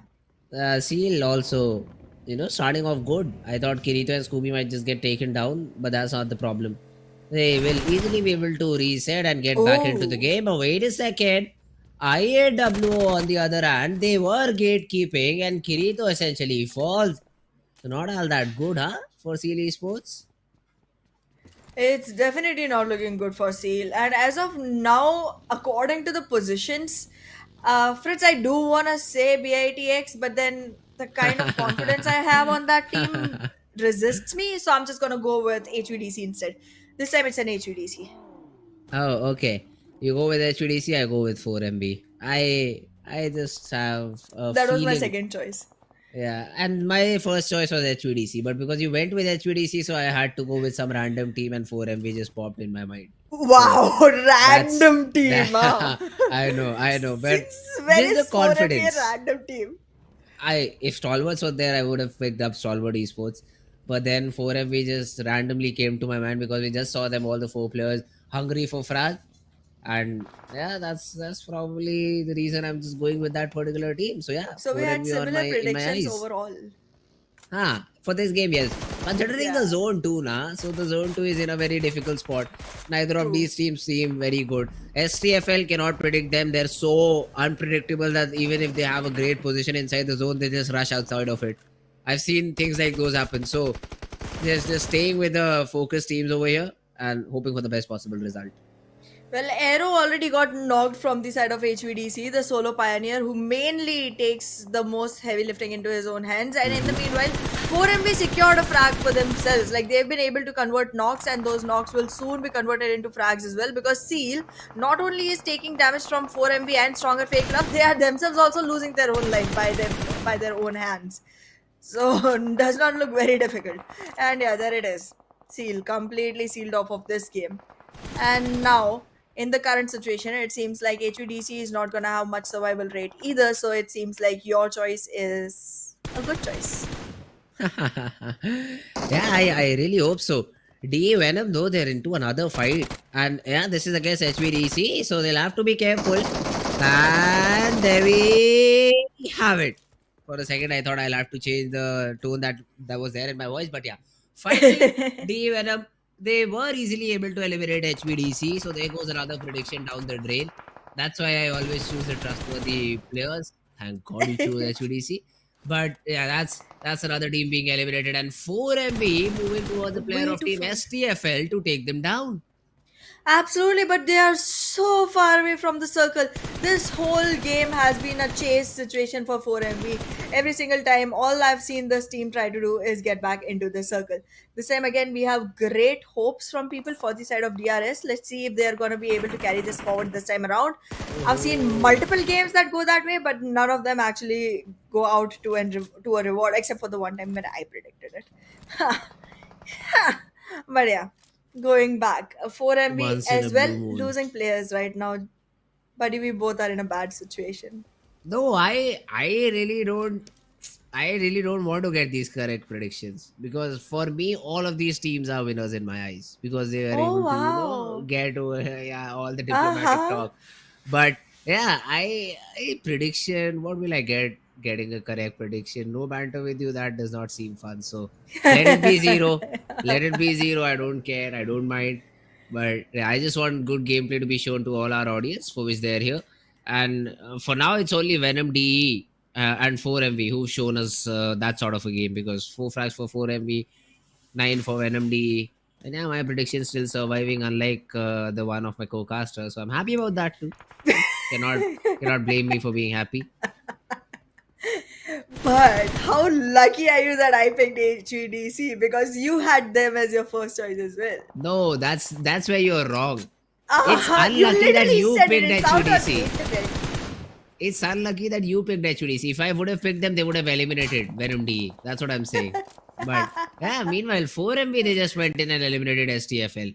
So that's another Yes, they victory for did. me. Victories, 2 victories back to back being achieved by Fritz. Alrighty, that's great sportsman spirit. I still have a number on my predictions, by the way, which does not look like a circle.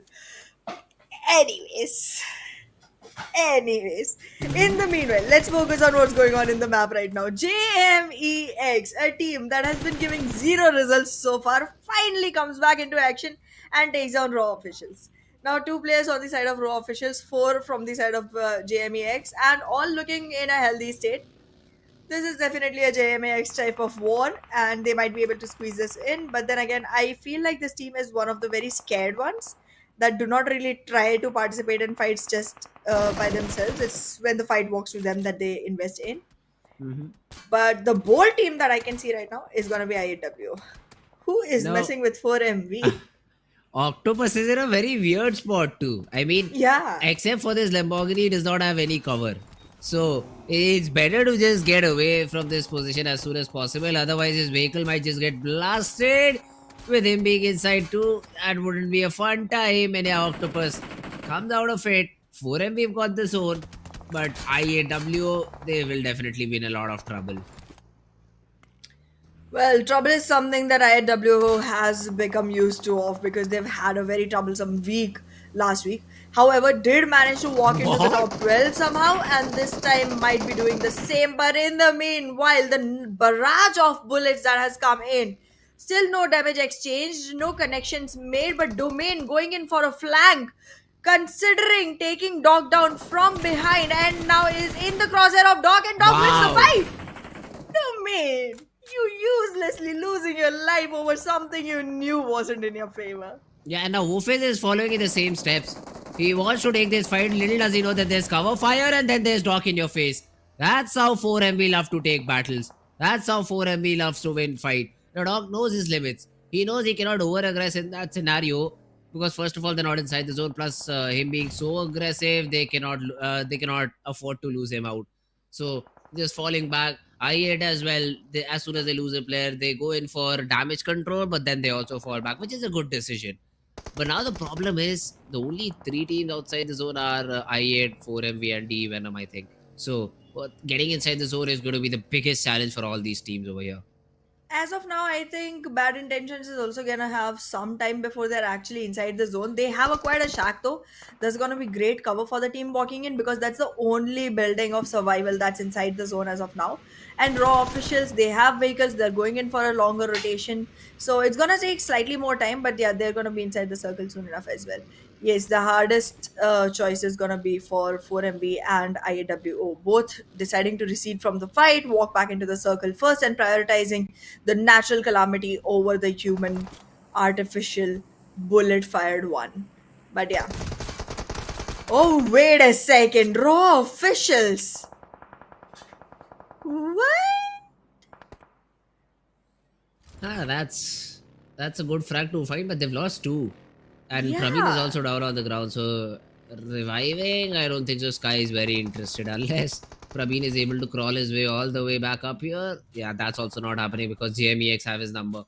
Now Praveen is trying to toss some smokes, maybe survive for a little period of time. But doing that is not going to be easy at all because JMEX, if they decide to push in a 3v1 battle with just a pit to survive in, that's not looking fun at all. But fun is not being had by the players of 4MB2 because 2 of them again just have been wiped off the face of the earth. Well, Your prediction joins my prediction. They will both be resting in peace inside the lobby as of now. But yeah, you do have greater numbers than me. In any case, it's just a 2 point differential, so I'm not gonna worry myself much. However, 4MV has been able to cover up the difference that was, stacked onto by Stalwart. So now Stalwart has a 2 extra point difference with 4MV as compared to before.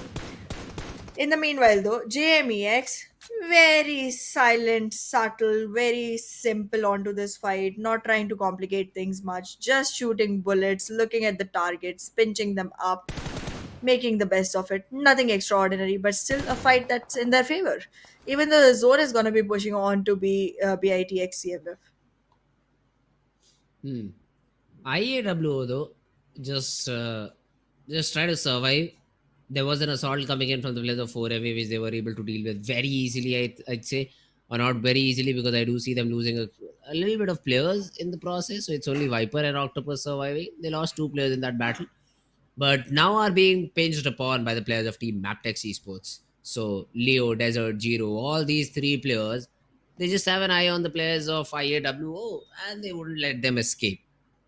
Yeah, I think IAW is done for in this particular game unless Maptex just give away their position, which of course, why would they? Well, Mabetex making sure that they get to take care of IAW. Still not trying to overaggress into the fight, considering that the zone is very close by.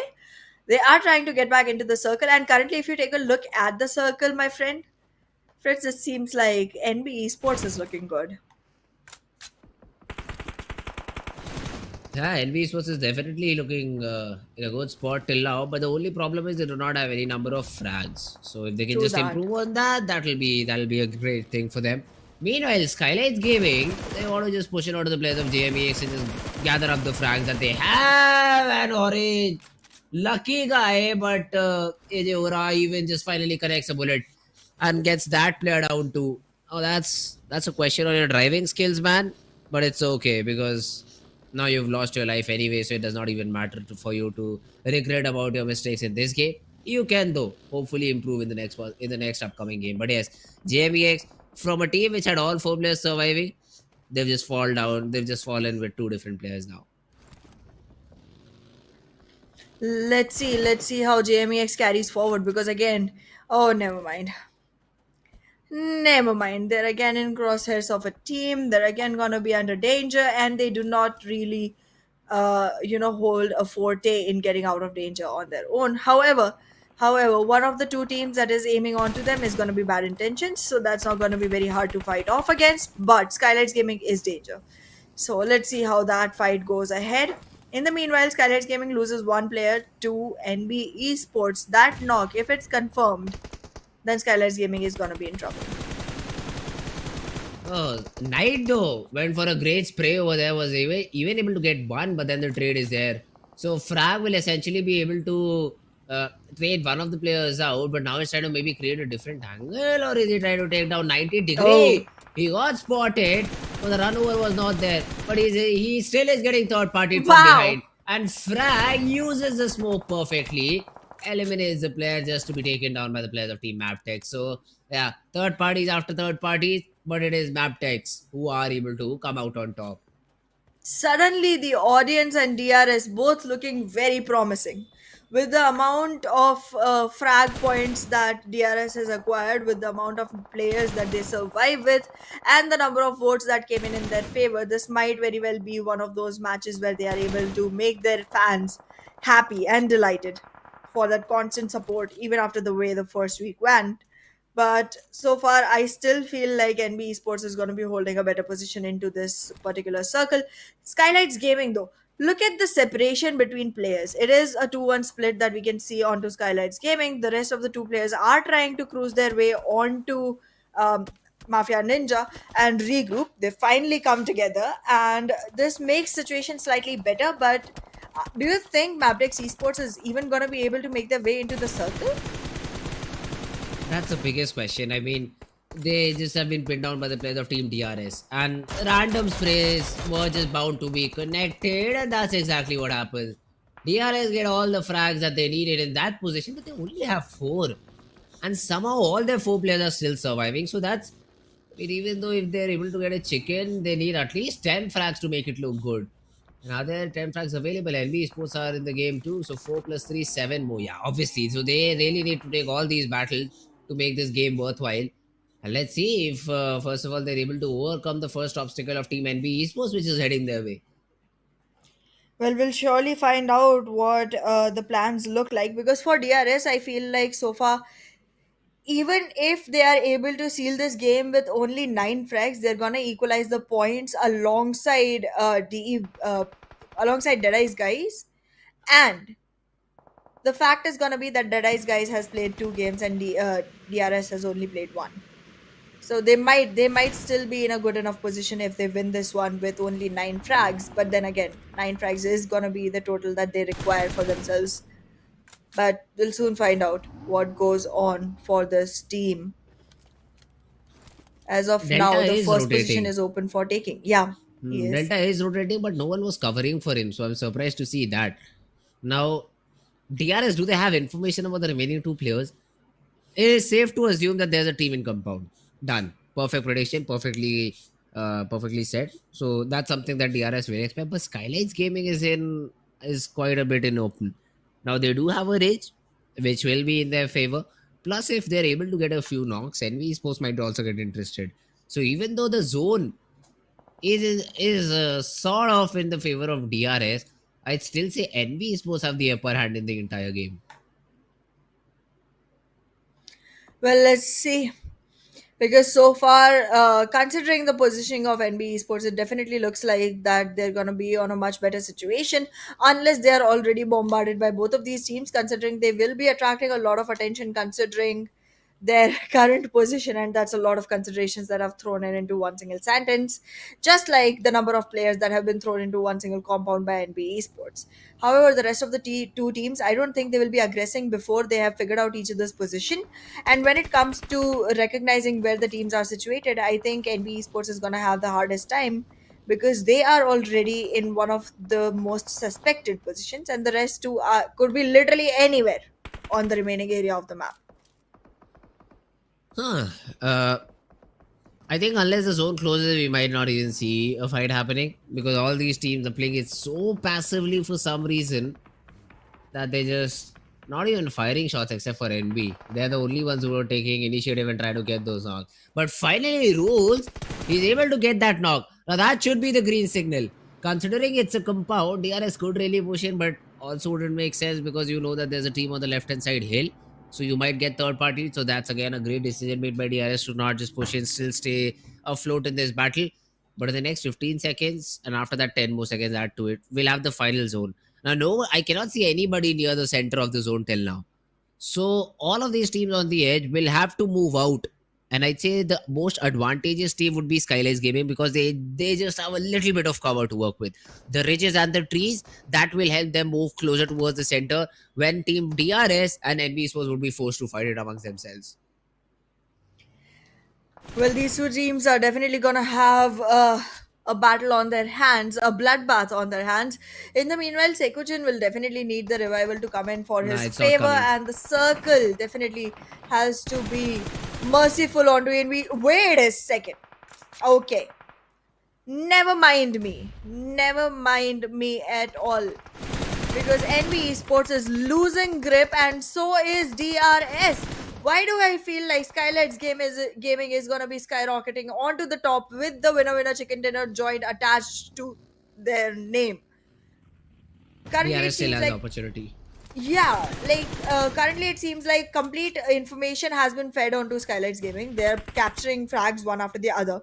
The circle is squeezing in. NB Esports is having to eliminate the cover that they were hooking onto, and DRS is losing players left and right. This is done for. DRS is literally one solo survivor that is trying to take up fights with SKYLIGHTZ Gaming, where I see two trying to march in onto him. Now, the only problem is that SKYLIGHTZ know where he is, but now Mafia Ninja and No Fear in a 1v2. Killer has been brought down to 1 HP, and he's tossing a raid. That's done.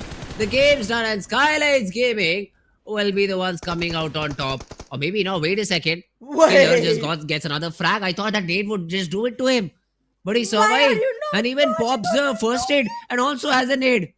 Now this could be difficult. That's a nade. No Fear has to push away or die to the nade. It's his decision. The nade blasts, but it does not catch him out. The push comes in with the DBS. The DBS shot and it connects. It connects and DRS from the brink. They're somehow able to get that chicken dinner. I have no idea how that worked out. It was supposed to be a SKYLIGHTZ Gaming win. They literally threw it away. It was time for No Fear to march ahead, take the frag, not give enough time for recovery to DRS. But when they did, they slipped up because DRS came back way too stronger and took the chicken dinner to their names. Beautifully done by this team, and the audience support finally gets a reward to itself with 7 eliminations and 17 total points, finding DRS close enough in the leaderboard to the top.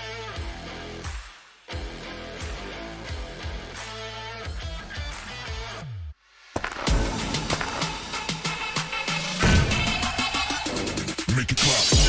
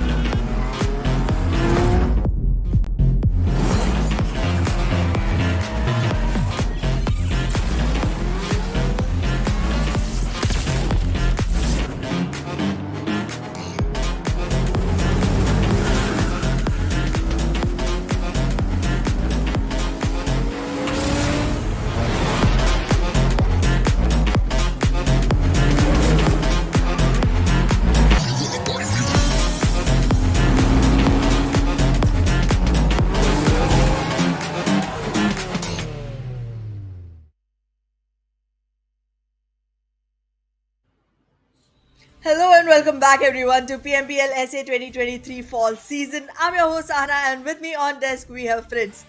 Fritz, this went very haywire towards the end. I mean, it really looked like SKYLIGHTZ was going to have it. It really looked like No Fear was going to march and take the frag and get done with it because there was very little HP on DRS. But then they give them time to recover. And then they take the time to die. Okay, so I think the problem here was unless the entire team was eliminated, SKYLIGHTZ for some reason had no idea that there was just one player surviving for DRS because they could still see the number in the above alive players. There was still, I think, 6 or 7 because all the other players were knocked out but were not a part of the game. But that's a major mistake from your side because you should know how to read the kill feed. You should know that if a mini 14 is going bug and there's a knock on the opposite side, so it has to be a player of DRS who's falling down. They do not take that time advantage. Somehow even the nades, I'd say sort of were not loyal to the players of SKYLIGHTZ Gaming because even though they were literally next to the player of DRS, but they did not blast and give the damage that was needed. 1 HP is the damage that was needed. But the communication as well, everything just went in the favor of DRS in that particular moment, it felt like. And someone was very happy in our side now. There's a guy named Neko Boy. He was very happy that DRS won the entire game. So yeah, that's a great victory for them. Absolutely, and for all the 40% viewers that voted for DRS. But yeah, MVP still goes to SKYLIGHTZ Gaming. No Fear, a guy once and again, time and again showing up to this particular screen every single time, and once with 6 eliminations, this time again with 6 eliminations. But like, well done. And I think slowly and steadily I'm seeing HVDC also make a prominent mark onto the top players board. And there's one more thing which is completely off topic, but I love the t-shirts of this team. HVDC beautiful t-shirts. Like, I don't expect esport jerseys to be that creative. They are generally just like one color and then another color and then logos. This is so pretty. Okay. The performance is also very pretty from HVDC. True. The previous 2 games they've got good number of frags to their name. So maybe try to get back into the competition over here HVDC. They realize let's just be back before it's too late. But yeah, we talk about the entire match summary. No fear, 6 points to his name, just in terms of elimination. Also has the highest number of damage. The other two stats, or I'd say the bottom three stats, they do not even matter, but still are there to just give you an overlook on how the entire game went. Yep. Well, we do have players from completely unexpected teams here on highest assists and highest healing done, and I feel it's like a compensatory feel good stat that just shows up on the screens for Exactly. to be very honest. Yeah, but yeah, I mean, no, we are greatly done. If only he was not afraid in the last exact moment, they could have actually seized the chicken for themselves as well, because he's the person who actually chose to go ahead for the revival instead of going back into the fight. But well, not a lot of difference in the points. It's just 2 point difference, and I guess if you actually merge in the points from the last game itself as well, considering SKYLIGHTZ has played 2 games in total, they will definitely find themselves on a better position in the overall leaderboard. And if you actually merge these positions to last week, then you obviously know they're finding themselves in a much better position overall. Yeah, I mean, if we talk about the second page too, Deadeye's guy is not the best possible game. King of Spades, the first time they show in this game, they're not able to perform as we expected them to. I mean, I think King of Spades is a very strong team in this particular map. But okay, it's okay. One bad game does not define you entirely. But yes, Erangel by the players of Deadeye's guys, Miramar by DRS seems to be a Nepali dominating day, huh? Even though we had 4 MB Yes. and Mongolian domination in week number 1, it's good to see the Nepali team stepping up too in week number 2. Yeah, and if we go by the pattern, maybe week 3 is gonna be like a Bangladeshi domination all over. Let's see if that happens. But yeah, this Difficult. is gonna be the map of anything can happen. Mhm. Sanhok. Sanhok. Yep. Yeah, that's correct. This is going to be a very interesting game to see, because the map of Sanhok is 70% luck, 30% skill. I still do not understand why this map hasn't been nerfed. This map hasn't been nerfed, because I really want the Okay. grass to be just cut short to Your hair Venom. length? Not yeah, even shorter, because sometimes players and ticks even sleep in this. So I mean, I just would love to see that map as it is. I mean, 4 5s, yeah, they throw in 100 more trees, I don't care, but just please shorten down the grass, because there are a lot of players and teams that try to hide. And in the first few days it was okay, because not much of them were throwing down. But the final day and the day before that, day 4 and 5, the Sanhok games were very close, because of the same reason, because the player was just proning in. Well, we'll soon find out how many players go down to their knees and how many actually lay down on the ground trying to just join their hands and pray to God to have a better luck in the game, because this, as you said, is a very luck dependent game. Yes. I'm sure it's time you and I should check our own socials and find out which team we are supposed to call out the name for, because this is a luck dependent game and people would definitely want us to curse out some Let me teams. call DRS, huh? Let me predict DRS if they do not have. Nah, just kidding, just kidding. I don't even know if DRS is playing this game, considering the groups that They they are are. in. We'll have to check. Okay, they are. They did not play the It's all first game, on so they're you. gonna be playing every game, I think. See, we can eliminate 2 teams for you guys. You choose. You choose which those 2 teams Yeah. should be. So be careful We about should that. have like a poll system on our socials which goes like choose 2 teams every single time. I mean, yeah, that could be done. That could be done. But yeah, right now let's just jump into the game. Let's just rightfully jump into this particular map of Sanhok. And plain path does not matter. The players will drop in where they want. Boot camp, I think still we'll only have one team, that is Stalwart Esports, I Stalwart believe. Esports, yes. Stalwart Esports definitely will be marching right on to boot camp. And this time we are gonna be missing out on 4 teams. Let me try to seek what names they are. We Okay, never mind. I'm not gonna be so smart to be able to pick that out. Raw officials is missing. That's Okay. there. Yeah, help me out. I shouldn't be the only one trying to No, do I that. won't. I would focus on the map over here, because I do see a team with JMEX. Now that would be the very first time I'd say Oh, Deadeye's guys and yes. JMEX might fight it out. If it happens, because now I do see both of them just, Deadeye's guys were like, yeah, let's follow. And nah, let's just come back to a drop spot, guys. Let's not just go ahead a little bit more, because now they're literally going backwards. But yeah, it's Look, okay. Just maybe try to avoid that early battle, but early battle happened against the players of KS. And Yeah, and unfortunately for Faisal, he is down. exactly, and considering how far away ASL players are from each other, I don't understand how this fight went in their favor. I mean, I get it. You gotta not completely understand it. But why was there no trade? I mean, you have to be very aware of your surroundings and know exactly which fight you can actually invest in. I mean, King of Spades lost a player and there was no retaliation coming in from the team. I think they should have at least tried to retaliate. Whether or not to commit to the fight could have been a later choice, which they could have depended on whether or not there's enough fight coming back from the opposite side, enough resistance coming in from the side of ASL. It's like chess. You're giving away a free pawn. You shouldn't. Right now, I'd say these pieces are a little bit more powerful. So let's say four True. queens. So Yeah. you're giving away, oh, no, not maybe four queens, two rooks and two bishops. Or maybe not even that Two because rooks there's and two also, knights. I don't like knights, so no. I love But knights. you love it because you know how to use them. I don't. Yeah. So Oh. it's hard to calculate those folks. But in this game, it's not that hard. It is just aim, shoot, frag out. That's that's how simple this game is. But these players have made it complicated by using smokes and nades. But that's their job. They'll have to do it properly. They'll have to win it out. And for now, in this particular game, ASL is the one who's done it properly. For now, there will be just one frag. Well, it's definitely looking like a match that ASL is gonna have some fun in for a starting phase, but I'm not gonna count on it for a longer run. You know me, and you know my history with ASL. I do want to see this team win, but I still don't feel confident enough to go ahead and pick their names up. In the meanwhile, though, Venom DE also acquiring a frag for themselves, stolen from the side of our last victors, DRS. Yeah, DE Venom though on our screens.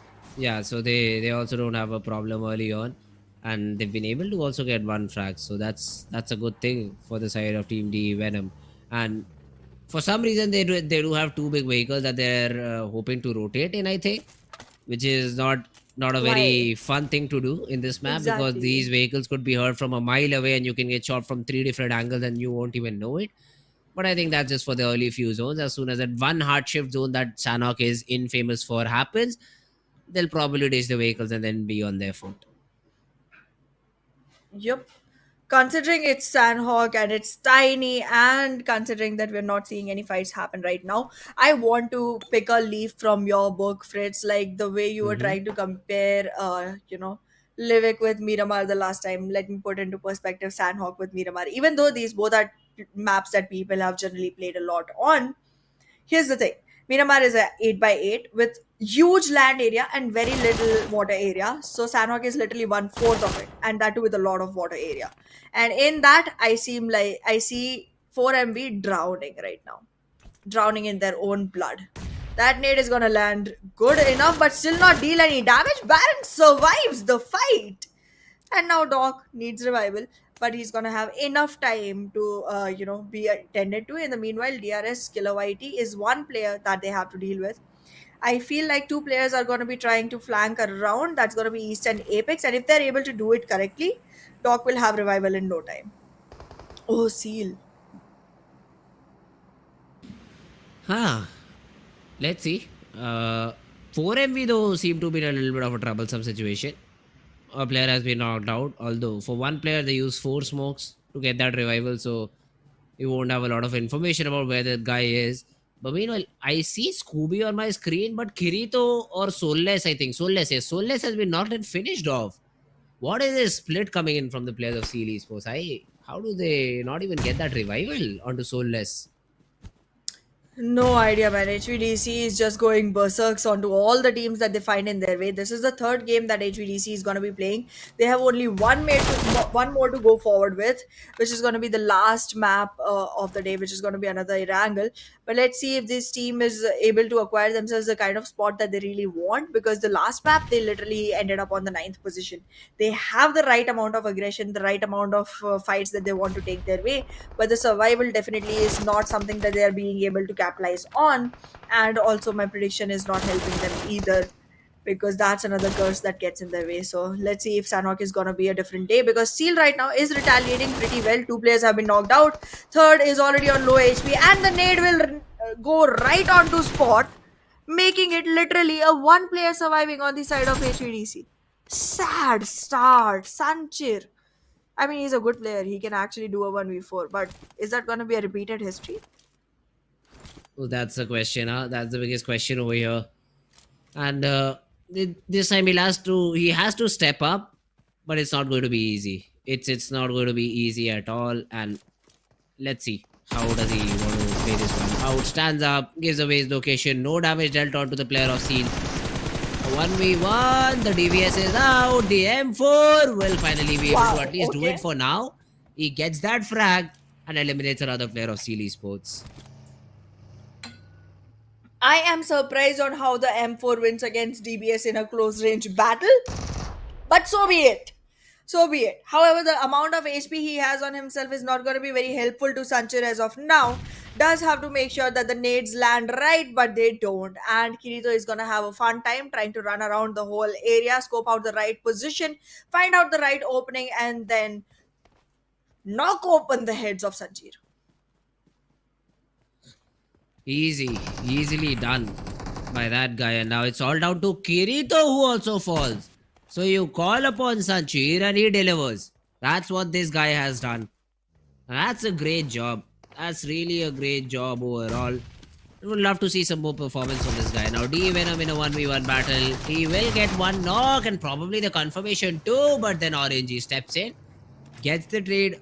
Although it was a bit too late to save his own teammates, so JMEX will have to continue with only 3 players surviving. It's okay. 3 players surviving, you're still in a great position. If you look at T2K, oh my goodness, what is this team doing? They're all the way up in northeast. The circle has come down literally to the singular island on southwest. Literally opposite corner of the map. I don't know what they're doing there. I don't know when they'll start to move in. It's no other team in their way. Everyone is in safe zone except for T2K. Why are they doing this? I don't get it. How long they'll be doing this? I don't get it. How many survival, mechanics they have to actually go ahead and keep themselves alive till they enter the circle? I don't know. I want to know though. That's way too far off, man. That's way too far off. Yeah, well, that's true. Although, now let's talk about the predictions, Hana. Who do you think is going to win this chicken dinner? I go with the players of Stalwart Esports because I've chosen them for the entire week. All their 4 players are still surviving. I'd go with them.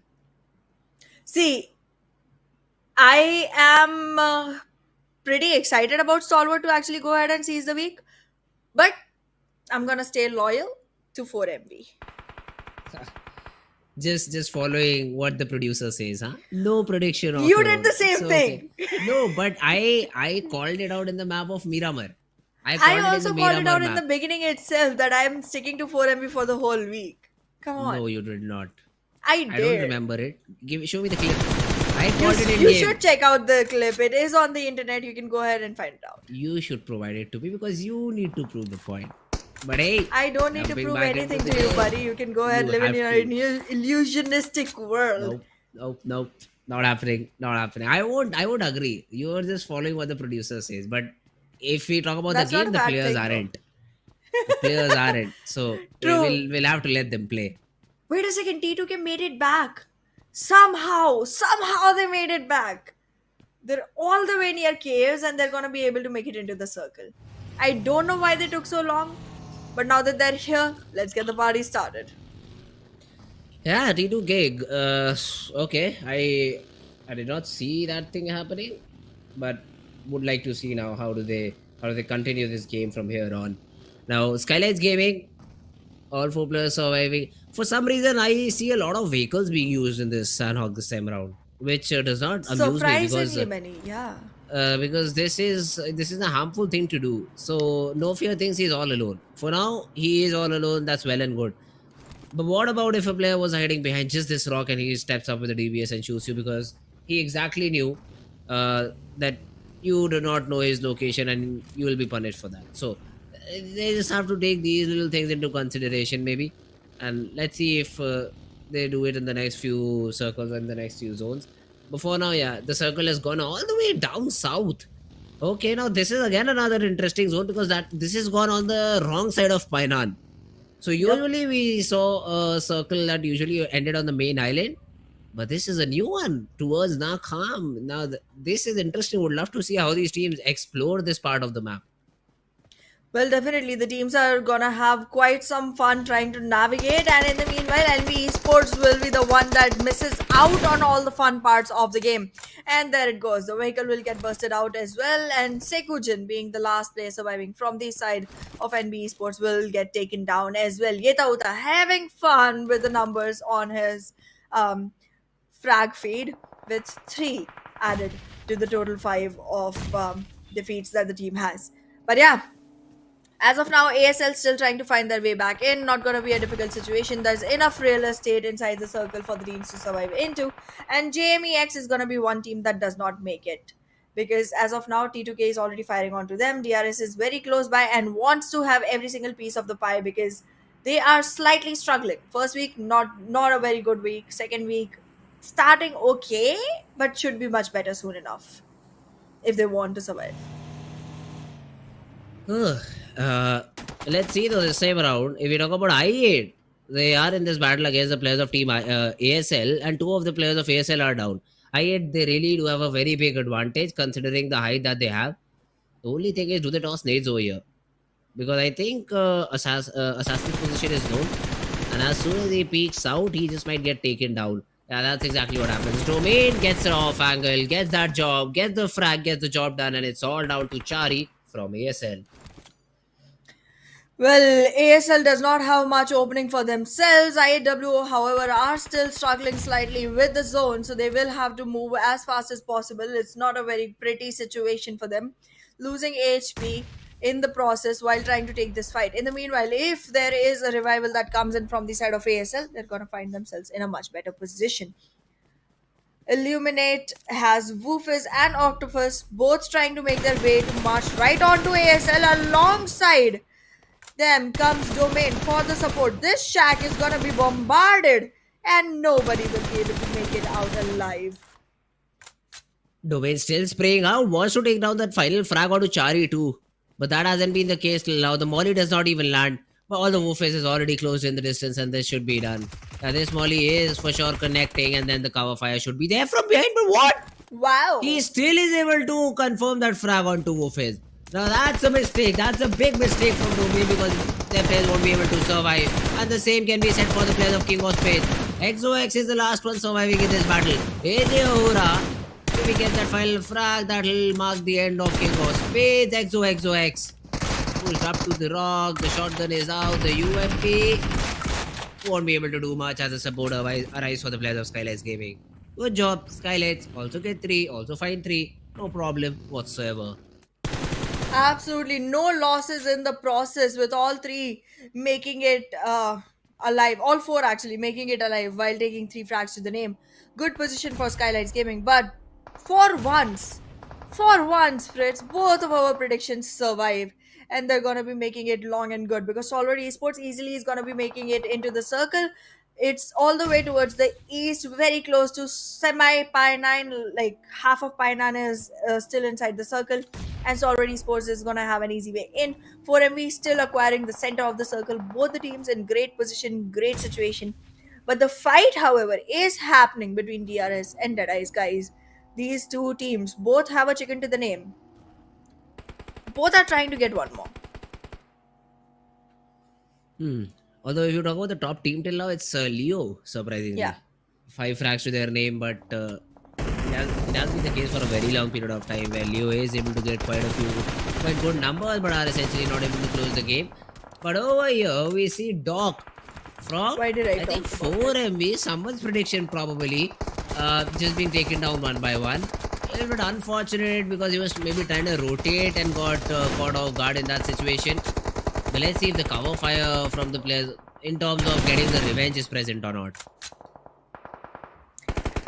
Well, so far it seems like 4MB definitely lost their breath. They have 3 players still surviving though, but no frags to the name. That's unusual. But in the meanwhile, T2K trying to get some on their hands, and 4MB retaliating right on onto Deadeye's guys with some great mechanic skills coming back into the play.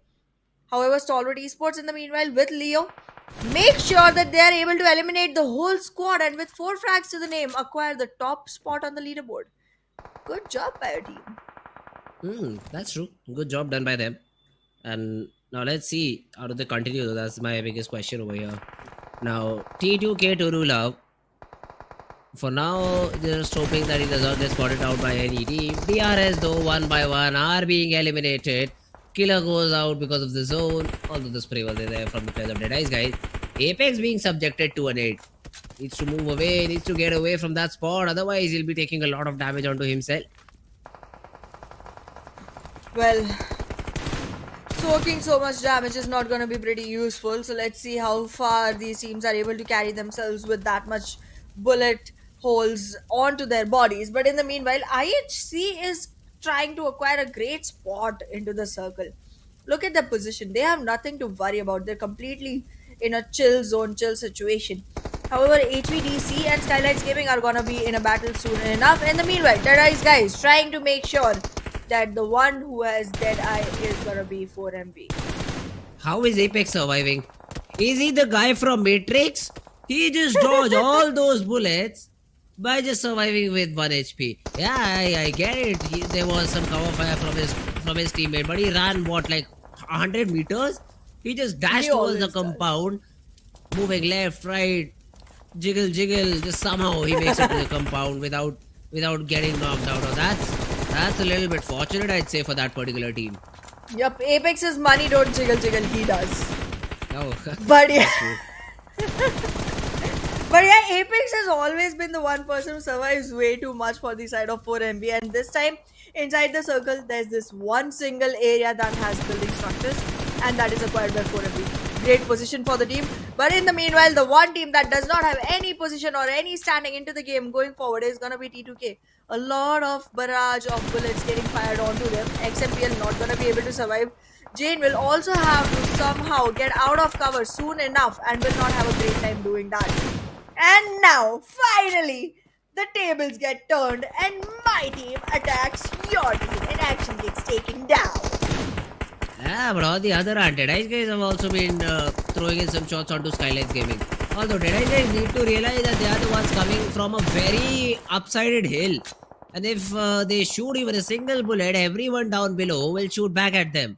And that is what has happened. And now Deadeye's guys, it's only two last remaining player. It's not going to be easy at all for him to survive for a very long period of time. But yeah, one by one, I think the players have just been taken out. Yeah, it does seem so.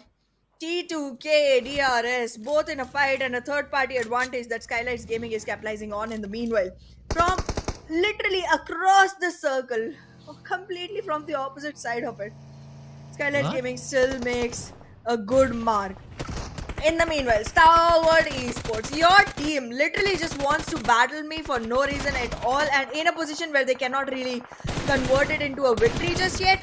It seems like you're going to be in a lot of pickle. IC is the only one that survives from the side of Stalwart Esports with his feet on the ground. Everyone else has their knees down.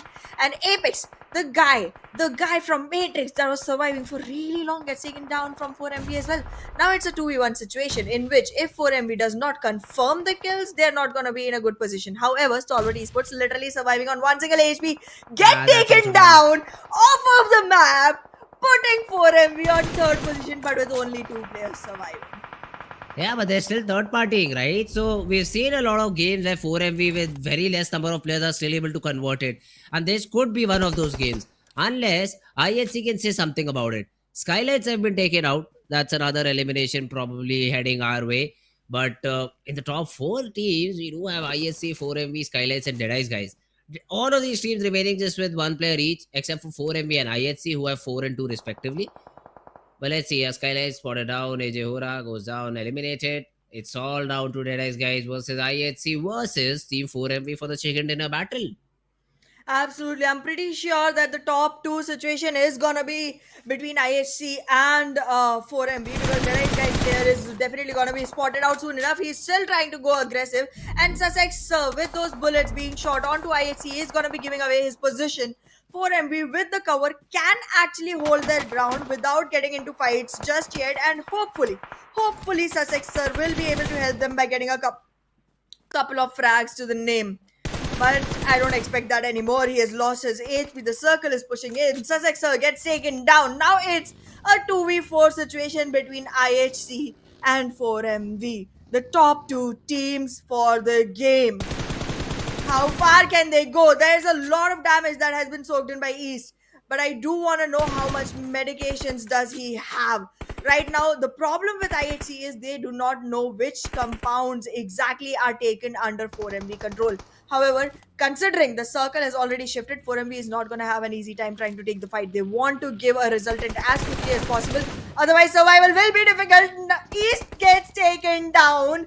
Barrage comes in, and now it's gonna be a fire that comes in right onto the base of Baron. He's able to take one down instead, though. And now it seems like he will have enough time to revive East. Okay, no, he won't. The circle is coming in. Gets into the fight.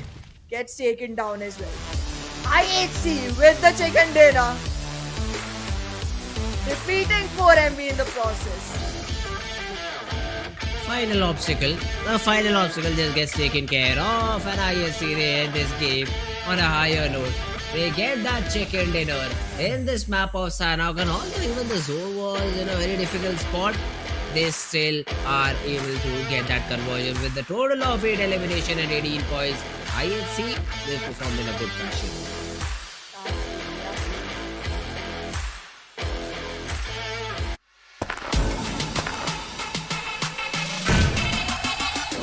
Make it clap.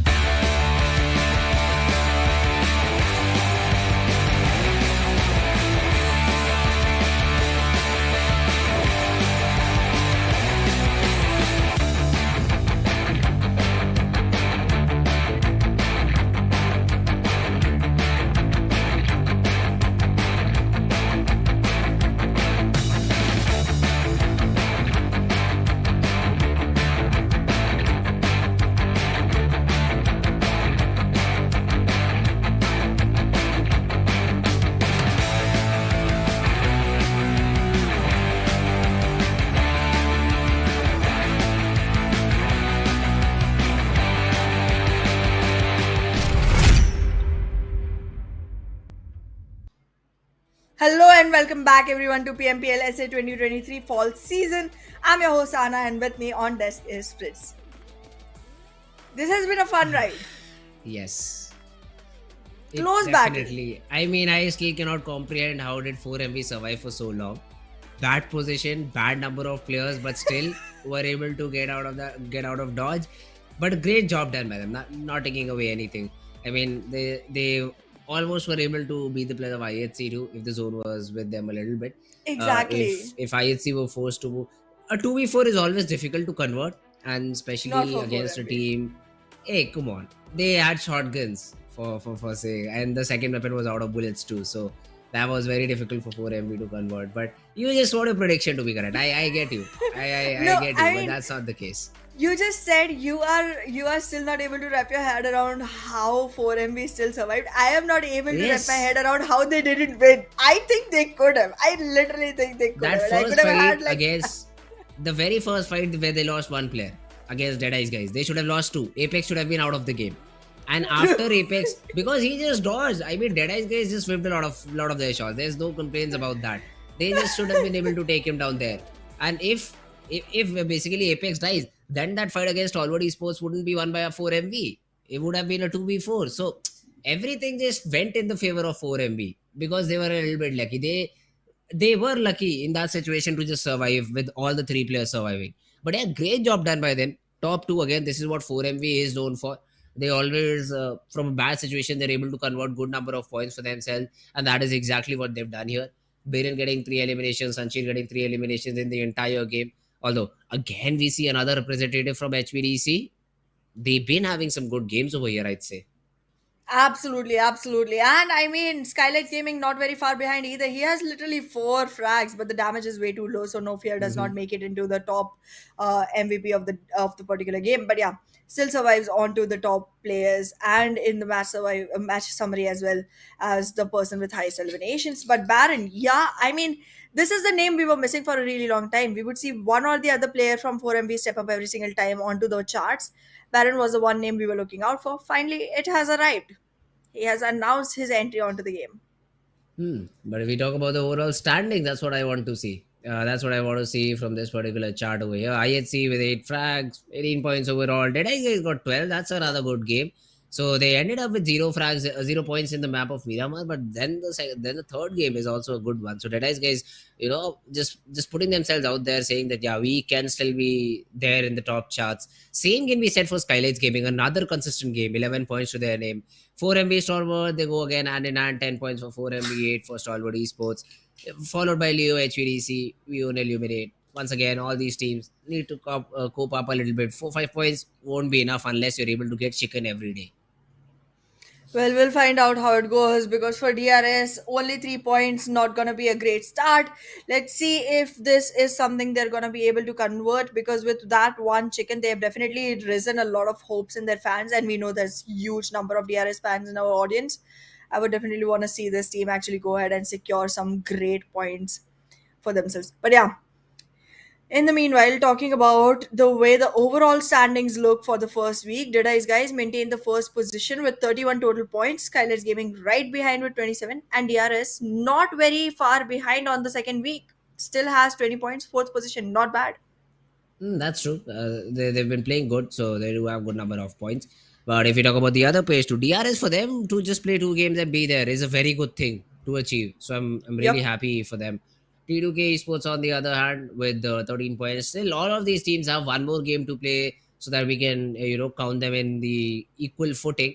So still a lot of games left for all of these teams. Yeah, but the thing is STFL, King of Spades, ASL. These teams should be a little bit on top of the leaderboard. I mean, somewhere around 13th or 12th spot. Because STFL, the only team to get 3 chickens but still not qualify, they were the ones. King of Space even qualified for the bonus game. So, would love to see all these teams play a little bit better and probably give their all in the upcoming days and the upcoming games.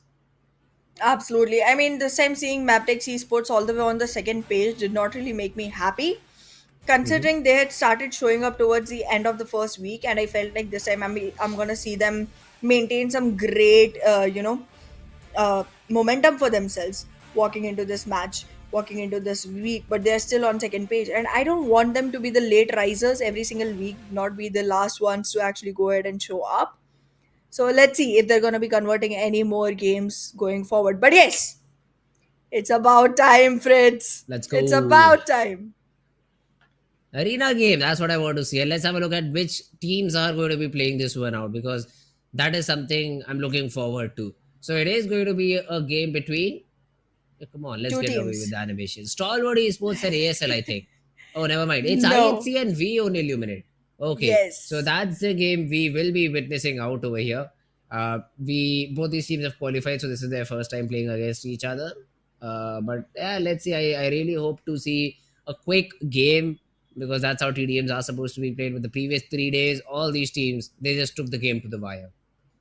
They did, they did. They've been super slow and super, hesitant in actually trying to invest into the fights themselves. And it has been slightly difficult for us to actually go ahead and Mhm. enjoy the game as much as we would want to. But then that's what Prize Pool does to any game.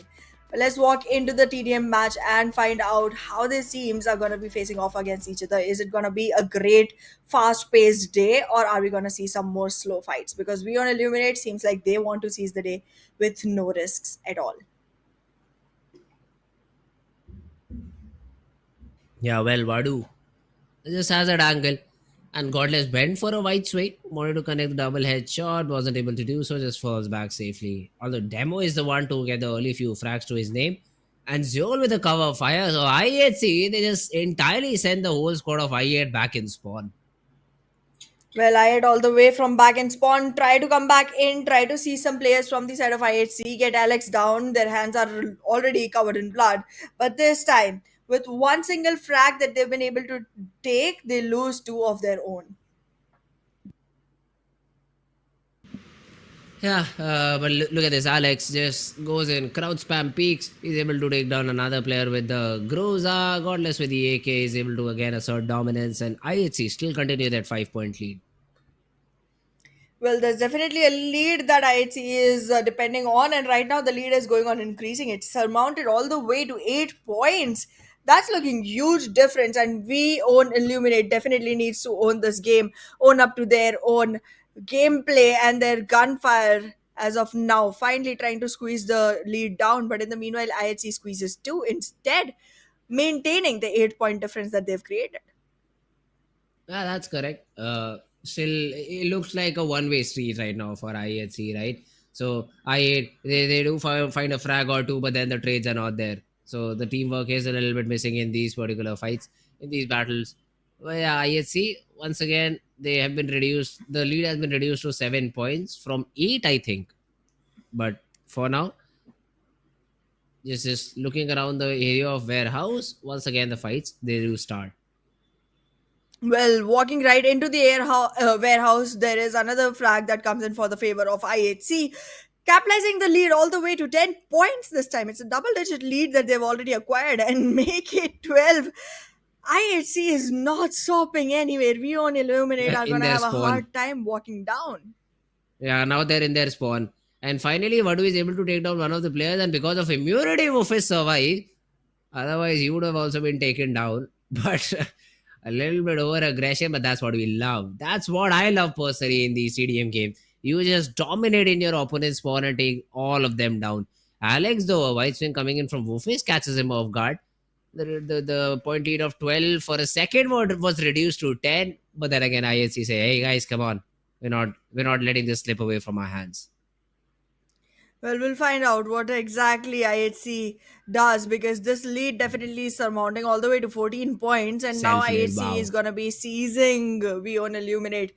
Retaliation is coming in, but so far it seems like these containers are gonna be good enough cover for IHC players, and Godless is gonna be leaving I8WO breathless as of now. 15 point difference. This is the biggest we've seen between any two teams. Yep. So that's something you'll have to take into consideration. At what points do Illuminate end? That's my main question. Do they even get 20? I think they should get 20 at all. They should, yeah. They did. Demo is very low on HP and he will be taken care of. But yeah, finally the trades they do start happening, and once again IHC find themselves at a huge advantage. 37-21, 38-21, make it probably 39 with this rate. They just are dominating the battlefield right now. I put it on 22 for Vion Illuminate. That's the maximum number I expect them to arrive at before they're completely shot down from the side of IHC. But let's see if IHC is going to give them another point to the names. Woof is right now taking a lot of damage. There's literally two people peeking at the same 23. time, but they don't get enough numbers. And I missed by one single point. Our there. predictions are just trash, Hana. Let's just I was say very that. close. Come on. Literally one We point. always difference. are very close and very far, but it does not That's matter if we do not true. get it correct. So yeah, once again, incorrect prediction, but it is going to be IHC who will be moving forward and facing off against Stalwart Esports in round number 3 just before the semifinals. Yep. And we will be having that match after what, like 6 days?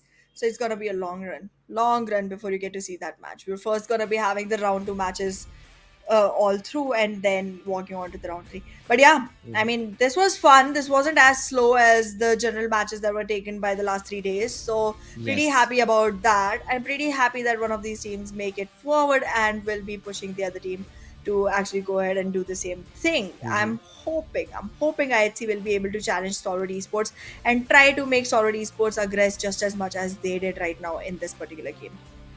But yeah, moving on, Fritz, you know what we have now. Yes. Another map of Miramar, I suppose. Yes. So this time I got the map correct. Usually I get it wrong, but this time I got it correct. So I'm happy just about that. So this map of Miramar is going to be fun. Looking forward to it. Plus, there'll be some teams sitting out. I'd say Group D will be sitting it out. So Yep. I have just my teams over here. So Stalwart Esports, T2K, Leo Esports, ASL DominationCrew. These are the teams that will be sitting it out. So Yep. the other teams, they will have an opportunity. I'd say 4MV will be having, Yes. or no, it's Group B sitting out. Come on, Ahana, you were Wait, saying what? yes, we're just going incorrect. Oh It's yeah, Group wait, B. no, it's It's oh Group yeah, B it's sitting in it reverse out order. because Yes, I my bad, my suddenly bad. remembered, guys, Stalwart Esports, was so sitting we've out seen one them, game, yeah. yeah, the last So it's Miramar. SKYLIGHTZ Gaming, NBeSports, and we own Illuminate and And IHC IHC. sitting this one out. So the other teams will have to prepare accordingly. We'll have to see how do they perform in this particular game. When these teams are not there, which spots are empty? I just can remember El Pozo on top of my head. NBeSports, they'll have to go El Pozo, and they probably wouldn't find any competition. Although it's Leo who also try to get towards that city, so it entirely might not be free. But hey, you can maybe try and check that spot out. Well, we'll find out. We'll find out once we enter into the game. But considering that this is the last match that 4MB gets to play and they haven't had a very good run today, I'm hoping for them to seize this one and make sure that they are able to ruin the plans of Stalwart Esports. Just like these two teams have have a rivalry going on between them, Mhm. we casters have a healthy, rivalry amongst ourselves regarding these two Yes. teams. Fritz is all for Stalwart Esports. I am all for Yeah. 4MB. But then again, yeah, then once the match begins, we are going to be favoring whichever team wins because our predictions keep changing depending on which team looks the strongest.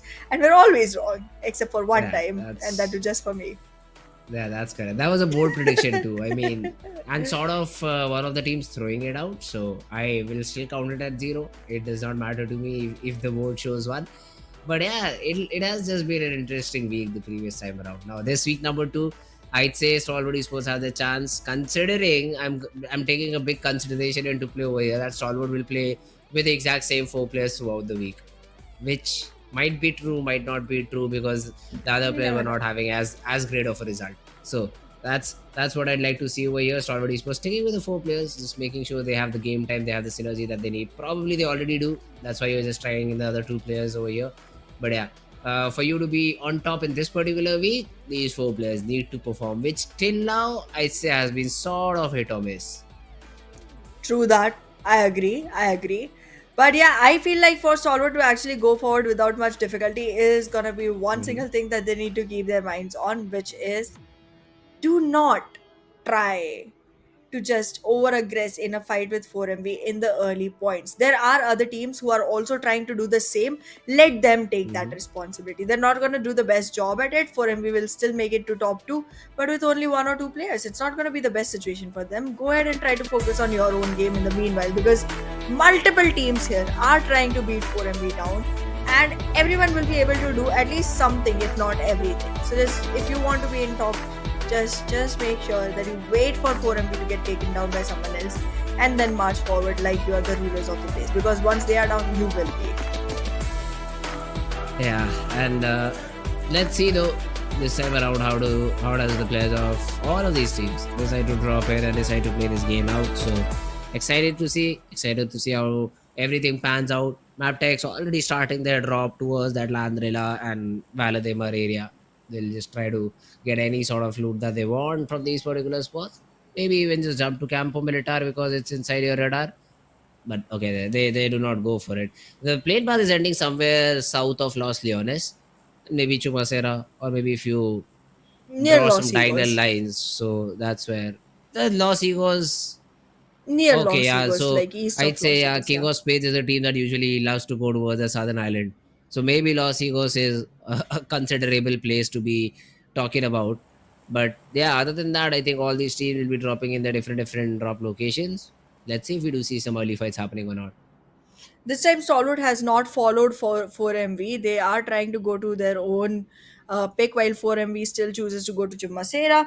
I did not see Stalwart chasing 4MV except for on Erangel. Every time on Erangel, they try to take up the fight onto 4MV by dropping right on military base. Every other place, they do leave 4MV to their own selves because I think Erangel is one map with the least number of surprises, and there Stalwart does not want to take the risk of letting 4MV survive. And in Erangel, if it's a southern circle, then you can be 100% sure they're winning. So That's one thing that they try to eliminate. In all the other maps, it's not as as confident as concrete winning for 4MV, so they do not try to mess around as much with them and rather focus on own game. And that's something I'm appreciating about Stalwart Esports as of now. But yeah, considering the way the circle is, this is going to be a happy day for most of the teams. Like, it's seldom so merciful. Hmm. Let's see though. I mean, the circle is definitely in a very difficult spot for a lot of these teams. I'd say for Mabetex, the rotation is going to be difficult considering all their entry points directly into the circle are blocked. So if you try to use the road, Deadies guys, King of Spades are going to be your challengers. HVDC on the, I'd say, eastern side, DRS on the eastern side, and even if the timing does not go right, you might just bump into the players of Team DEADEYES CMF. So rotation for Mabetex is difficult. Seal anyways are very far away, and if they try to go in for a straight rotation, STFL might be in their way, T2K might be in their way. So all these things have to be considered by these teams, and let's see how do they go around these things overall. Well, we'll figure out. We'll figure out soon enough. But in the meanwhile, let's focus slightly onto the positioning of these teams. As of now, STE is surrounded by multiple teams. We see JMEX around them, we see T2K around them, and DRS alongside HVDC.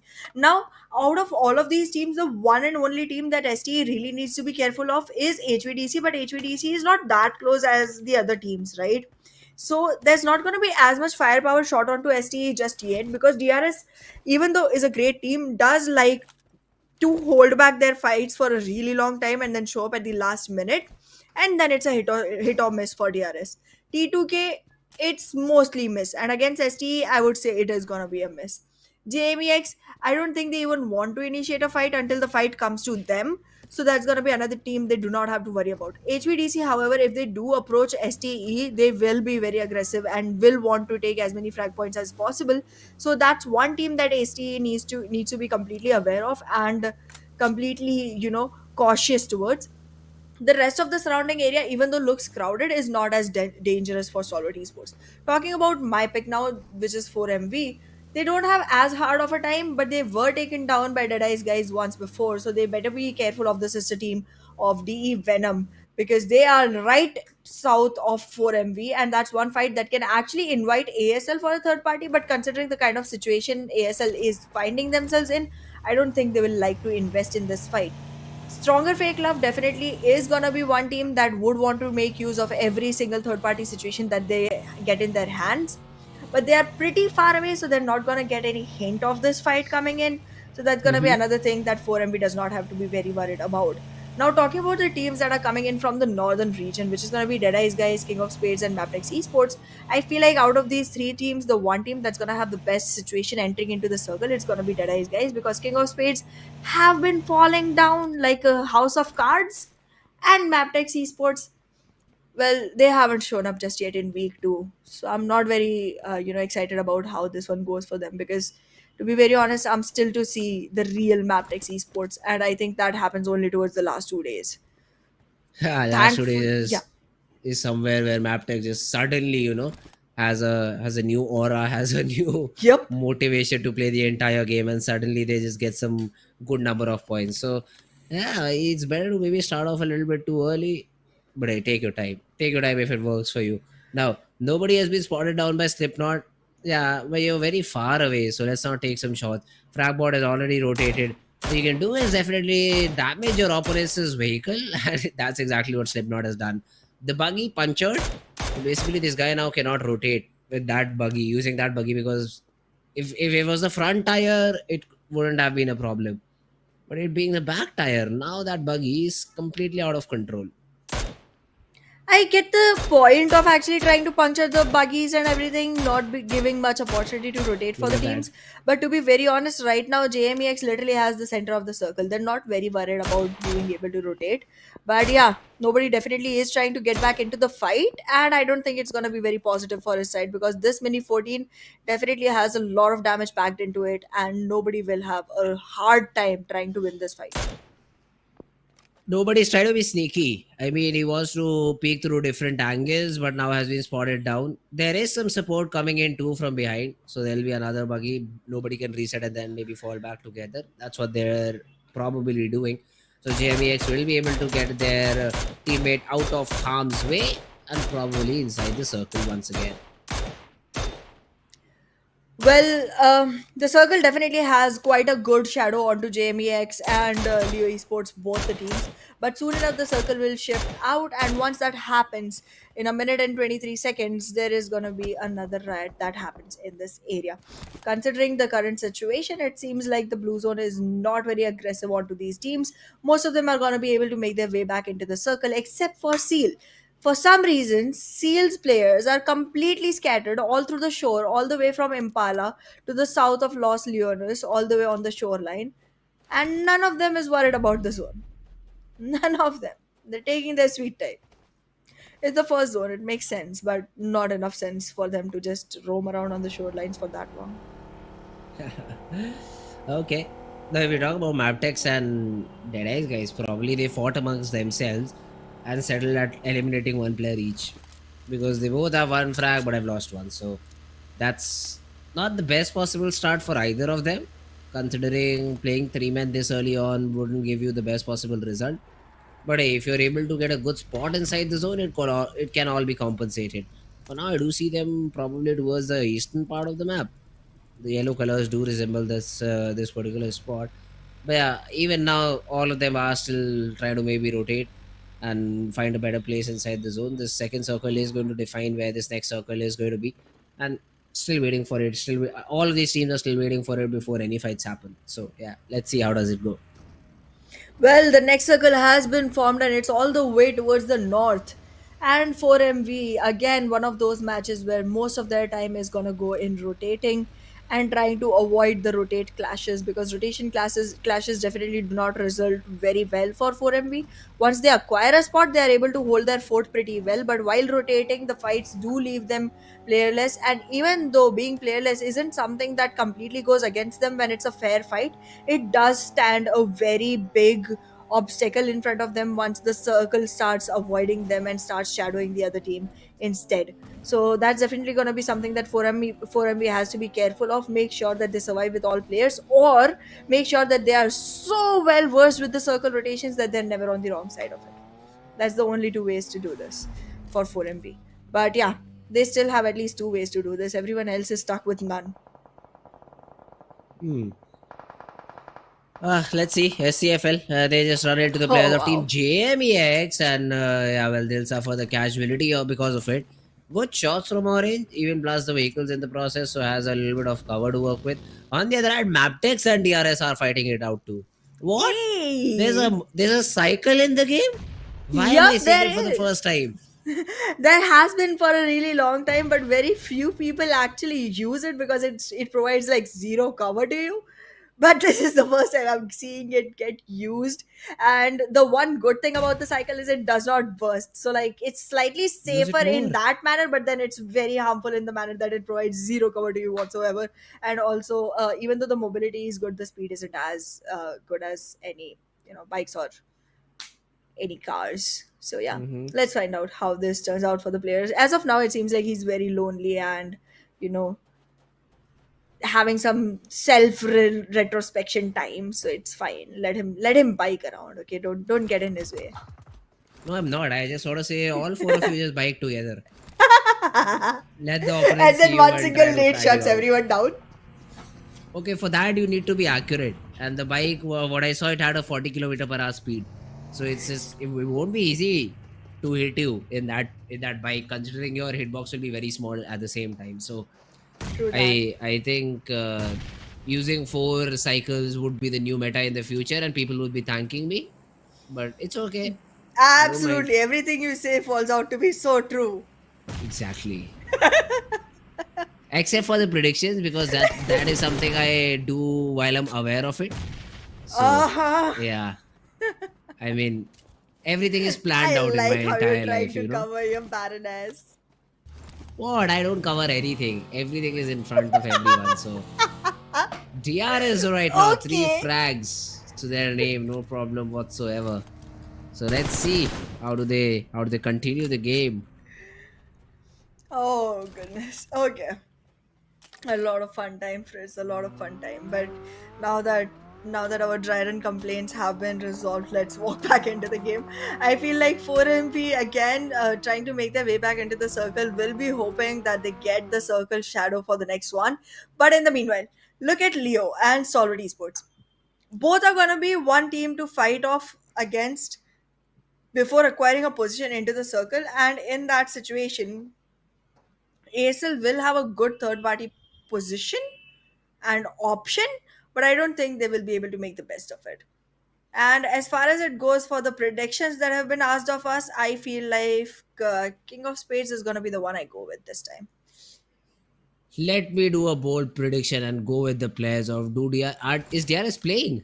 Yes. Oh no, wait a minute. No, wait a minute. I'd go with HVDC around Crater Fields. Oh, nice. So they don't have anyone to fight about. They can just go snake mode and try to survive for a very long period of time and get the chicken. That's what I'd say. Stalwarts would have been an easy pick, so that's why I won't take it. But yeah, let's see. Raw officials right now, they are in a fight with the players of Team Stalwarts, okay? Action gets it off from far behind, so that's a third party. The fight is between King of Spades and the players of Team Raw official. And for some reason, Stalwart is still taking out all the frags. Well, Stalwart stealing away those sneaky frags from the side of King of Spades, and the moment I take their name, look at what is happening to them. No survival whatsoever, one after the other. All of them get shot down at, and it's literally the same situation that we had before. But Raw Officials is the one that loses all. King of Spades still survives with one single player. Why do I do this to the teams that I like? Yeah, and now as soon as I see this alive charter, I'd say I should have gone with DRS because they have 3 already frag points to their name and are inside the zone. Unlucky me, but it's okay. I think we should. Yeah. I think we should. I think we should definitely add a producer prediction box as well. Considering the amount of times our producer keeps telling us name. Yeah, that's why he gets -1. I am against it. I just don't want any producer prediction because anyways, no, we should keep producer matter. prediction, but for them the rules should be different. If they get it right, they get a point, sure. But if they get it wrong, they get -2. No, so they can go in the chat and predict. No, we don't have a problem with that. We can do that. Okay, salty much. I know, but right now Stalwart Esports is very salty too. Look at that. They're taking it out on ASL. They've eliminated 2 players. Yup, and ASL as of now seems like he's gonna have a hard enough time to go forward. But King of Spades still surviving with 2. Let's see how far this can take them, because so far, considering the fact that Stalwart and 4MB both are surviving, it does not seem like there's gonna be enough opportunity for any team with only 2 players to make it into the top. But well, we'll find out. I mean, they had great position, but they got into the wrong fight and got third partied as well. And look at that. 2 players surviving, one of them down. Nice. If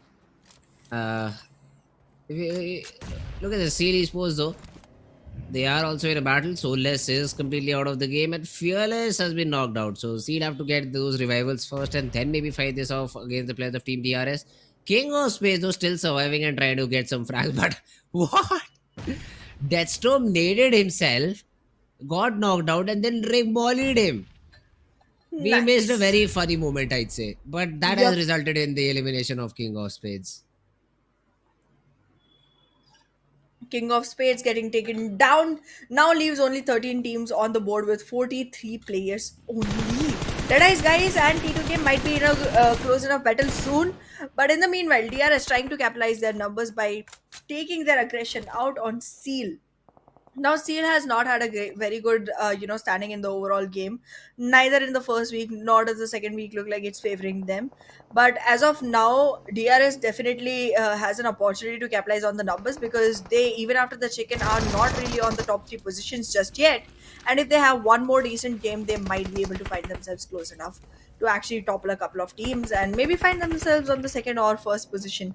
4MB, however, has to climb all the way from 7th place. Still, all 4 are surviving, so we might not find them having a lot of difficulty going forward, considering the fight they have currently with Leo is going in their favor, and STE is already busy fighting off against JMEX, and they might not be able to actually, focus onto 4MB just yet. Yeah, but DRS in the meanwhile has been able to eliminate the squad of Team Seed Esports. So the last remaining player also gets taken down. That's the elimination right there. Good attempt by the players of Seal, but won't be able to essentially convert the whole game. Meanwhile, Sanchir from HUDC from somewhere up top using a DMR, which this map is really known for, is able to get one frag to his name. We talk about the votes, it's obviously DRS and SKYLIGHTZ and DEADEYES guys out on top, but the other teams, 4MV only 1% vote. Come on, guys. They are a little bit better than that. They're definitely much better, but I think the fan following that comes to watch this game is very much DRS humble, DRS loyal, because every Hmm. single time, no matter what, it's always DRS that we see on top, unless they are not playing that particular map. And then we see Skylights Gaming actually ruling on the charts. So I think these two teams definitely have the hearts of the audience that watches these matches specifically. And yeah, I think that's about the reason why we see DRS always on top. But yeah, HVDC, your pick currently ruling the leaderboard. Hmm, looking good, looking good. The color suits them. I know. Always Mr. Always right, I know. But Yeah, let always let right, them definitely. let them get the game. Let them get the game. So Yeah, that's what yeah, I'd yeah, say. Yeah? But definitely. JMEX right now on top of a hill, but how do they come down from here? Are they They inside the jump zone? and No. die. That's Yeah, how. that's the only thing that I'd say will not go in their favor, but what's the word for it? Will suffice, I'd say, because essentially you'll have to move in the zone. On the mini Yep. map now, I see you down south against the players of Team Stalwart Esports too. So yeah, this is a dead game for JMEX, I think. Yep, but in the meanwhile, they can definitely ruin the game for Stronger Fake Love and for ASL as well. So that's gonna be making things easier for the teams that are already on top by sacrificing your own self for the teams that do not even stand a chance to walk back into the top positions, because all these three teams that are involved right now, Stronger Fake Love, JMEX, and ASL, are struggling really bad to even make a mark for themselves. In the meanwhile, those Stalwart Esports somehow finds themselves between P2K and Deadeye's guys. Once the fight initiates, I feel that Stalwart might not have as beautiful as a day as they were expecting. Hmm. DRS though, they've lost two of their players, and now it's all down to Gyante. And does he fight it out against the players of Team BADX CMF? That's the biggest question, because now both the players have been just eliminated. He is Okay, still Ante going killed in. himself. Probably wants what a sort of a revenge over here. The DBS shots they do connect inside the smoke, but now he is also getting third party from a different angle. Will he be able to get the job done? He gets all the confirmation, but 90 degree is still surviving. And with a shotgun, that sort of a range wouldn't be very helpful to shoot with. So now he just sits in, pops the first aid, maybe tries to reset and then get back inside the zone. In the meanwhile, JMEX, one player as expected, did fall and, kiss his own demise. But well, even with the numbers advantage, DRS so far is not able to face this off and now gets eliminated completely with bad intentions, still surviving on two players. That's half the squad and not a good number to go forward with. But well, it's not going to be a very happy-go-lucky situation for any other team either. Right now, it seems like HVDC and 4MB are going to be the two teams that have all fours online and a winning chance. Everyone else, I feel like, is going to have a hard time going forward until STE has all fours. I don't think they do. I think they lost a player. Yes, they did. Okay. They lost two. Turo have to look at this. He is still trying to spam Galzin out of this position. Won't be able to do so though. Sussexer on the other hand is able to take down Nirzel in the process.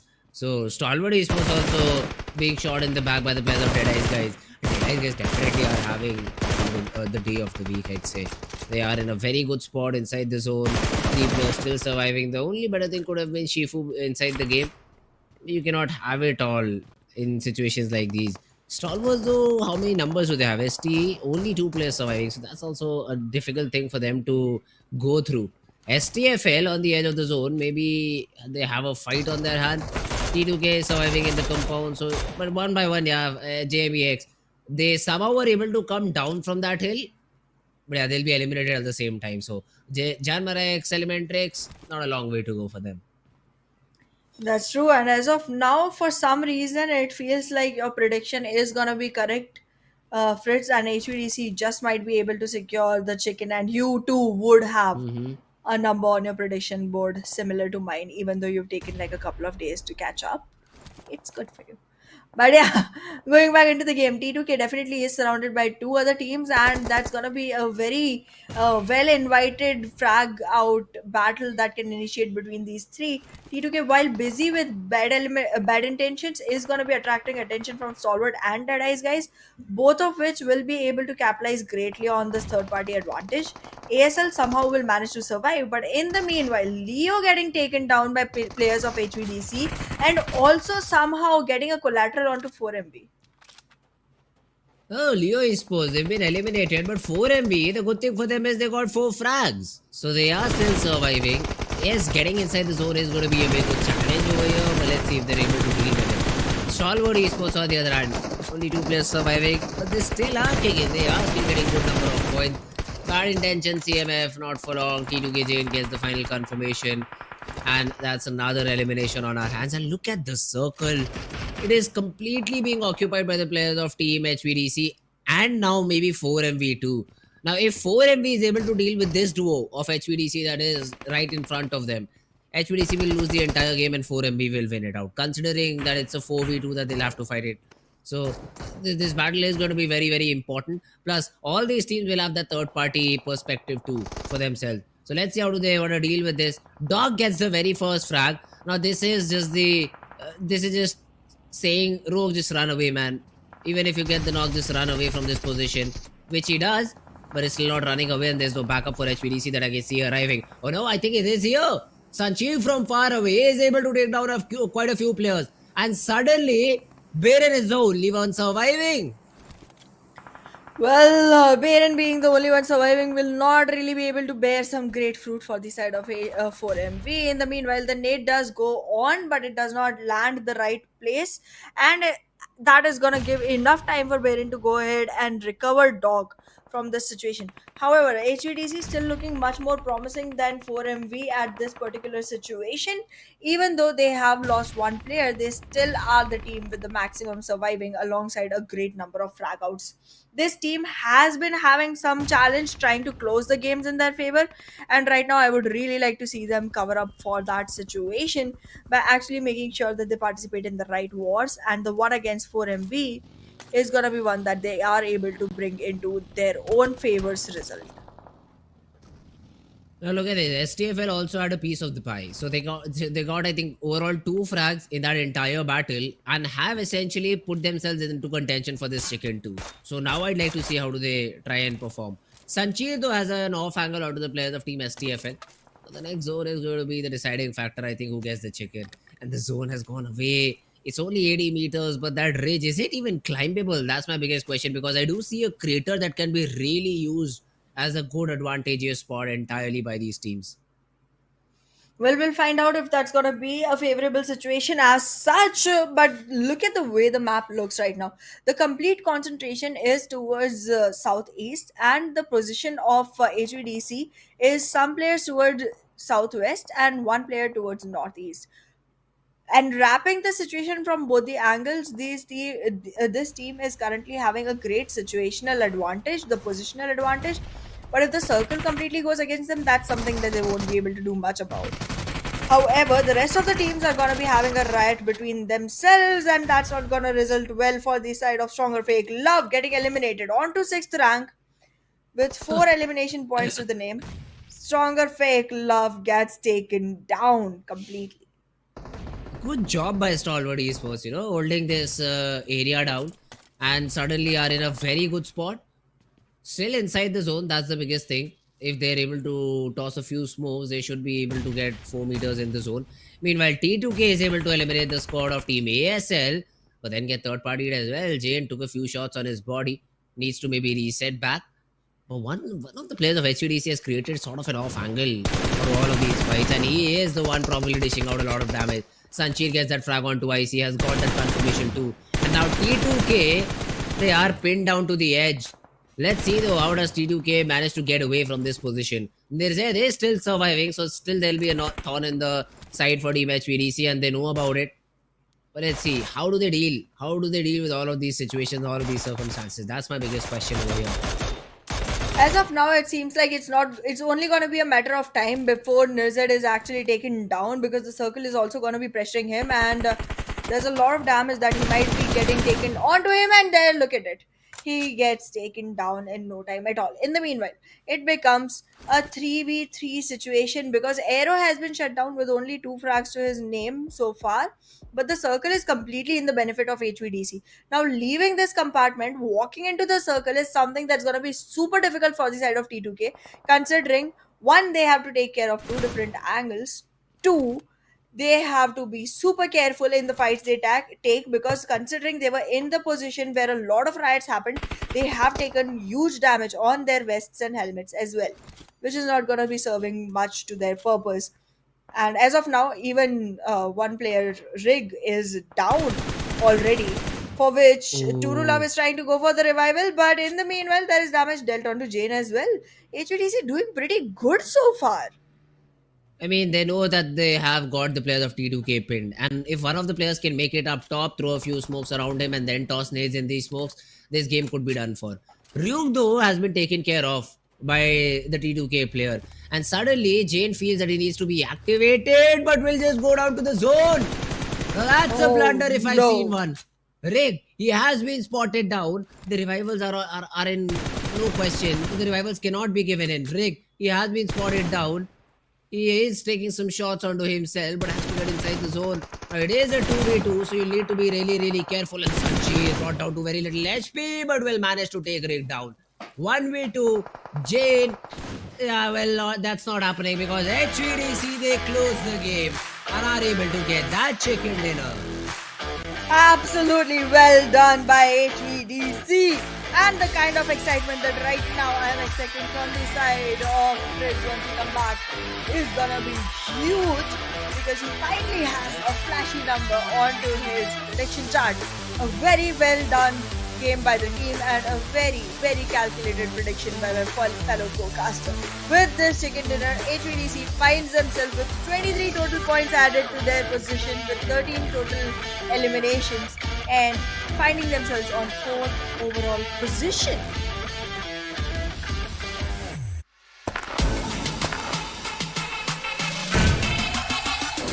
Make it clap.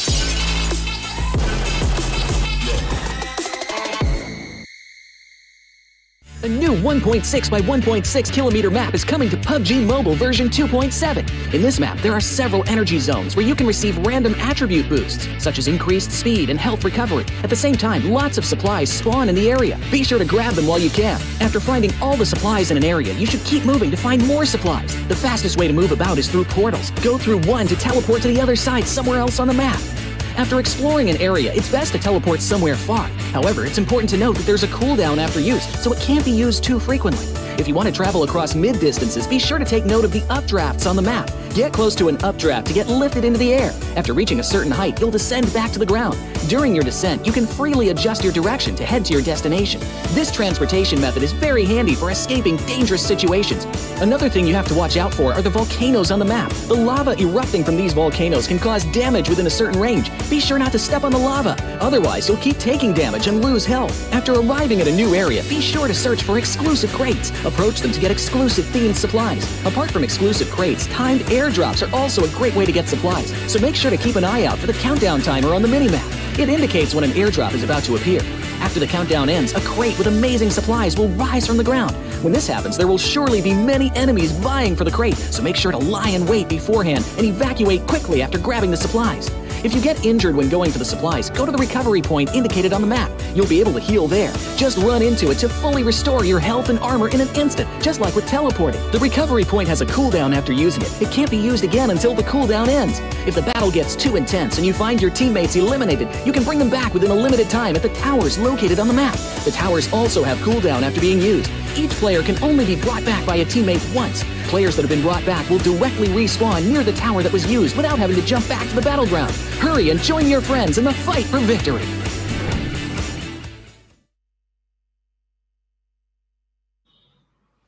Hello and welcome back everyone to PMPL SA Fall Season 2023. I'm your host Sahana, and with me on desk is my very calculative co-caster Fritz, who has finally gotten a correct prediction. Too late to follow up, but well, Finally, he has matched my sport. Hey, I'll still stick with the same statement. I really don't care about the prediction. I just want my team to perform good. I want all these teams to perform good.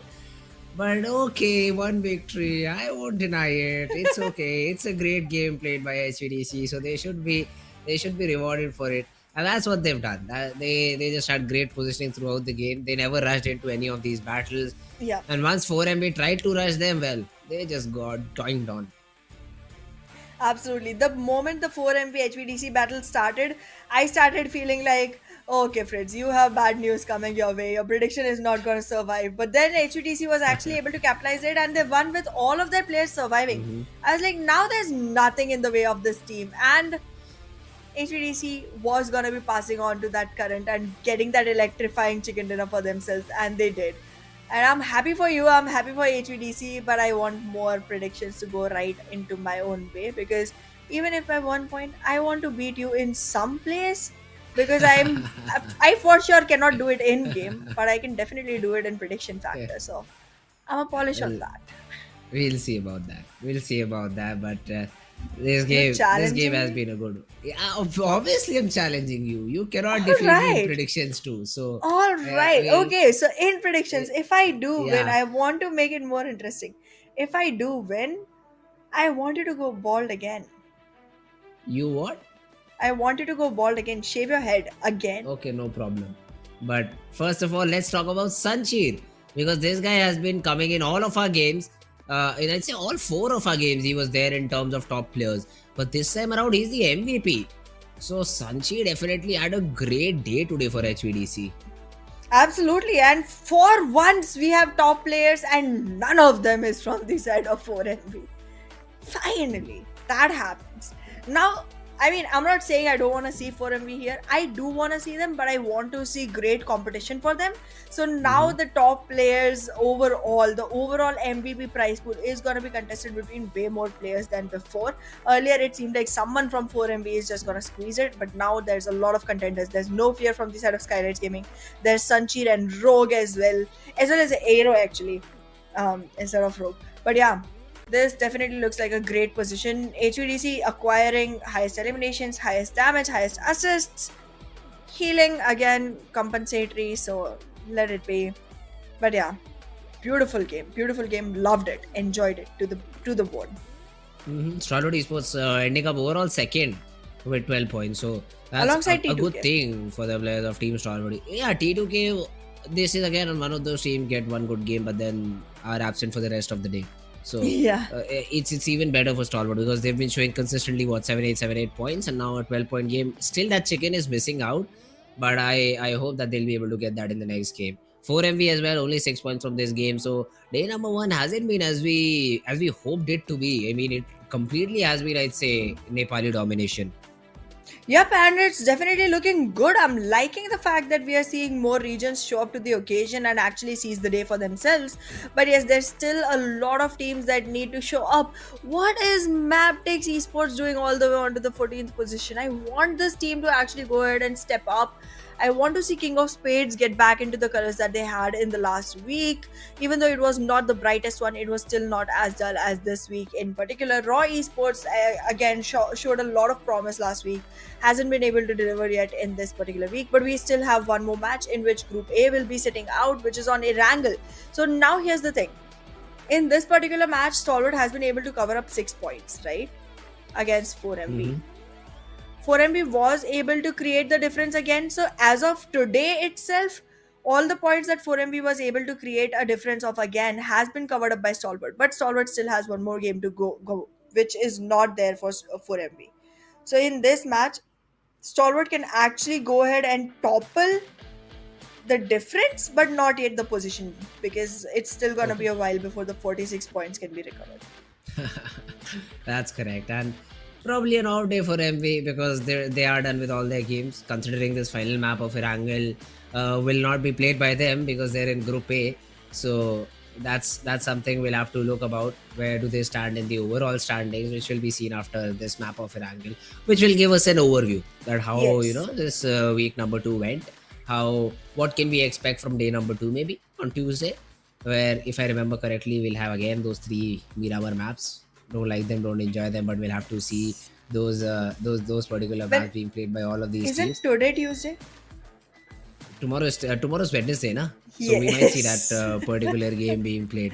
But yeah, it'll be an interesting day. I really hope that we see a good game overall. But yeah, for now, we'll have to see how the remaining team plays, because till now it has been a game where I'd say we've seen T2K, we've seen DEADEYES guys, we've seen the other teams as well. They've played just phenomenally well. Absolutely, and you're missing out on the name of HVDC, but we both know that you're pretty happy with that absolute fact that your prediction came true, because I could literally see the glow on your face for a second right now, and that's been Okay, prominent. okay, I mean, I take that. you were shining. You can ask the producer. You were literally shining for a couple of seconds right there. But yeah, I mean, this has been a great start for a lot of teams. A lot of teams that Yes. did not show up to the occasion just yet in the last week have been able to dominate this week. And so far, it seems like 4MV, Stalwart Esports, SKYLIGHTZ Gaming, even though they're Mhm. consistent right now, haven't been able to acquire the kind of positioning that they did the last week. So now it seems like some toppling might happen, even on the overall leaderboard, if the same momentum continues for these teams. And I would love that. Even though I'm favoring 4MV very strongly, I feel like the more competition there is, the more interesting it will be, and the more satisfied I will feel if after that much competition, there's a victory that shows up for the team. All right, but yeah, right now let's jump into the battle, and let's have a look at how this final game of Erangel is going to be. We have all the players ready, all the teams are also set, and we will be jumping into the game. All the way from near Primorsk and slightly above Quarry, we can see the plane path go up to Stolber. So that's slightly north heavy and slightly west heavy. It will be difficult to go all the way to Shelter, Milta Power, Lipovka, and Novorepnoy. But yeah, the rest of the places are going to be in reach. And the one time that 4MB flight paths to favor military base, it does not, because 4MB is not playing it. So they don't care if the flight path goes there or not. Every other time, the flight path has been very, very blessing towards 4MB to go on to military base. Yeah, and now, I mean, Stalwart would be complaining because Yeah. they also like to drop in Novorepnoy. So they this time around would have to resort to a different drop location. I've seen them go for the query split, sometimes even the Gutka split. So they'll have to pick and choose their poison. Where do they want to drop in? Which team basically do they want to fight against? Because sometimes Leo also goes for Gutka split, and then D Venom, we already see them dropping towards query. So one of these sides have to be chosen by the players of Team Stalwart Esports. Let's see which one of the teams they decide to finally fight together as a team, or do they get just picked apart one by one? Seal on the other hand, Primorsk is where they drop in. That's what they've got. Easy loot for them around the Pochinki Hill. That Fnatic drop is being taken by ASL. But look at the zone. All the way south, do we see another military base battle happening around here? We might, and I love this circle. Considering the fact that the flight path has not favored military base at all, I am even more interested to see how this one goes. It's gonna be a hard fight for the side of T2K to actually roam their way all the way back into the circle as of now. But I can already hear the bullets being shot. It hasn't connected to anyone just yet, but there are gunshots firing around. Not no connections just yet, but interesting. Interesting. Someone has eyes on someone. Yeah, and now if you look at this King of Spades, they, for the very first time, I think have a battle against the players of Team IAWO in the city of Jaujapur. Yup. Now, this usually does not happen, but for some reason, IAWO is here and they will like to fight it out. NBeSports, they drop in usually for these vehicles early on, or do they not? Because right now they just have secured two vehicles and have no loot. So, you'll be excited to see if they fight it out against DRS if it comes to that. Well, let's see. Let's see how the situation looks for them. As of now, NB Esports is literally approaching the opposite direction of where DRS survives as of now, and they are going to be able to escape from this battle. But sooner or later, the circle is going to force these two teams to collide. But in the meanwhile, ASL surviving onto the military base area. I have never seen them go there before. This time they chose to, and they have the whole area to themselves. If they still are not able to make it, I will have zero hopes, expectations, dreams for this team. And nobody can blame me for that. Even if they do, I won't care. Okay. But let's see if the players of team ASL, or not just ASL for that case, any of these teams decide to rotate early on considering the zone. Now they know the plane path was not according to the team that usually dropped in Novorep or maybe in military base. So both those bridges will be empty for a short period of time. But if we do see some fights, that's something that time will tell. DRS is trying to early rotate into Novorep and they are followed by stronger FAKELOVE and NBeSports. Now, considering that DRS will be able to go on to Novorep early on, it's gonna be theirs for the choosing. They can pick and choose which exact compound they want to hold on to, which exact fight they want to participate into, and make sure they have the best of it. But in the meanwhile, what is wrong with ASL? What is wrong with ASL? It's not that hard to camp the military base bridge. You just have to have the right positioning. They have no cover for the players that are already taking the fights and they already lose a player. Now, if this does not infuriate me, I don't know what will. That's really unfortunate. Although even they are able to eliminate the whole squad of Leo, who are also attempting to do the same. And I mean, my thoughts of early rotating using the bridge are just being crushed by all of these teams. It hasn't been even zone number one has not even closed. And we can see a lot of fights happening around the bridge areas. Even King of Spades want to have a piece of the pie and maybe eliminate the players who are still around that particular area. SCFL on the other hand have lost a player. But Senor comes in with a vehicle run over onto Fizboy and Bekujin just confirms the frag. So a lot of fights happening only in stage number one of this game, Ahana. Yep. Stalwart Esports not trying to leave the back of ASL just yet, trying to march back in. And I mean, it's gonna be a fair thing. They have read the kill feed. They do know what they're gonna be in for. And that's gonna be one fight that, if rewarded, will be a great position for Stalwart to hold on to. But they deviate from the path a little bit. In the meanwhile, though, we do see DE Venom trying to seal the fate of Seal Esports. In the meanwhile, a third party attempt coming in from the side of King of Spades, which is so unsuccessful, I cannot give a name to it. Domi though right now for DE Venom has been taken down. And all these fights, somehow they're winning it out even when the players of Team King of Spades are right on top of them. And don't know how, but I think King of Spades haven't realized that Rambo is... I think Rambo, he's all alone on this bridge area. And now he has also escaped. So all the frags that Venom DE have got, they are essentially for free.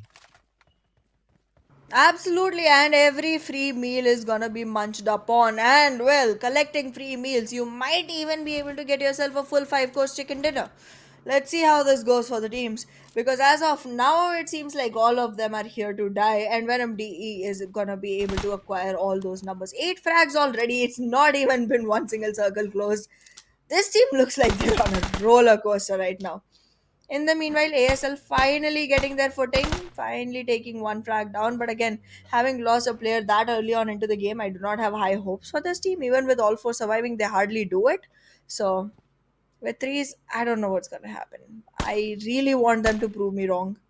And if they don't, I cannot say anything about that.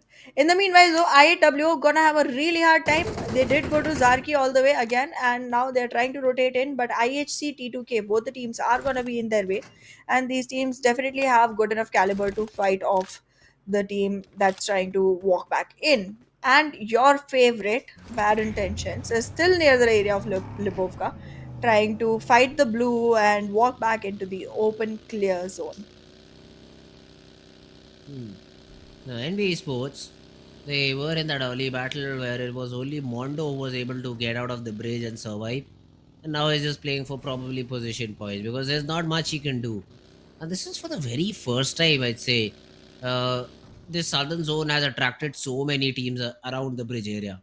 Because earlier, when we used to have 4MV and Stalwart dropping there, the zone was there. All these teams, they never went for the bridge rotation. They was always through water. But this time around, we've been seeing a difference in terms of the player positioning. Now, Jiro, he knows that there's a player in the grass, but IC is still able to manage that first knock. And now IC just needs to survive. which he probably might not be able to do considering the players of Team Mabetex are coming in from behind, but the cover is right on time. Action gets that counter knock and has left the players of Team Mabetex scratching their head. So just thinking what just happened to them. How are they eliminated now? Exactly, there's only two players surviving But the from the side of zone, Mabetex, and none of them are in the position to actually go ahead and acquire this. The zone has, played a however, game. shifted towards the northern side. Every single rotation is to waste. Oh, goodness, these teams are gonna be so mad right now onto the PUBG gods. Goodness, they beautiful. they have to be pissed. At the same, they just have to be pissed about it.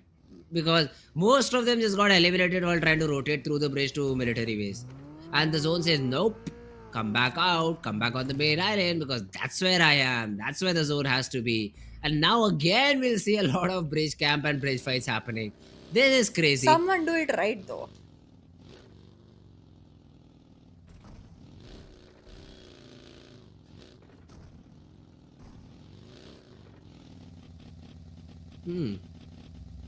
I mean, Stalwart Esports though right now, 4 frags with their name, just hoping to maybe rotate away from this particular spot.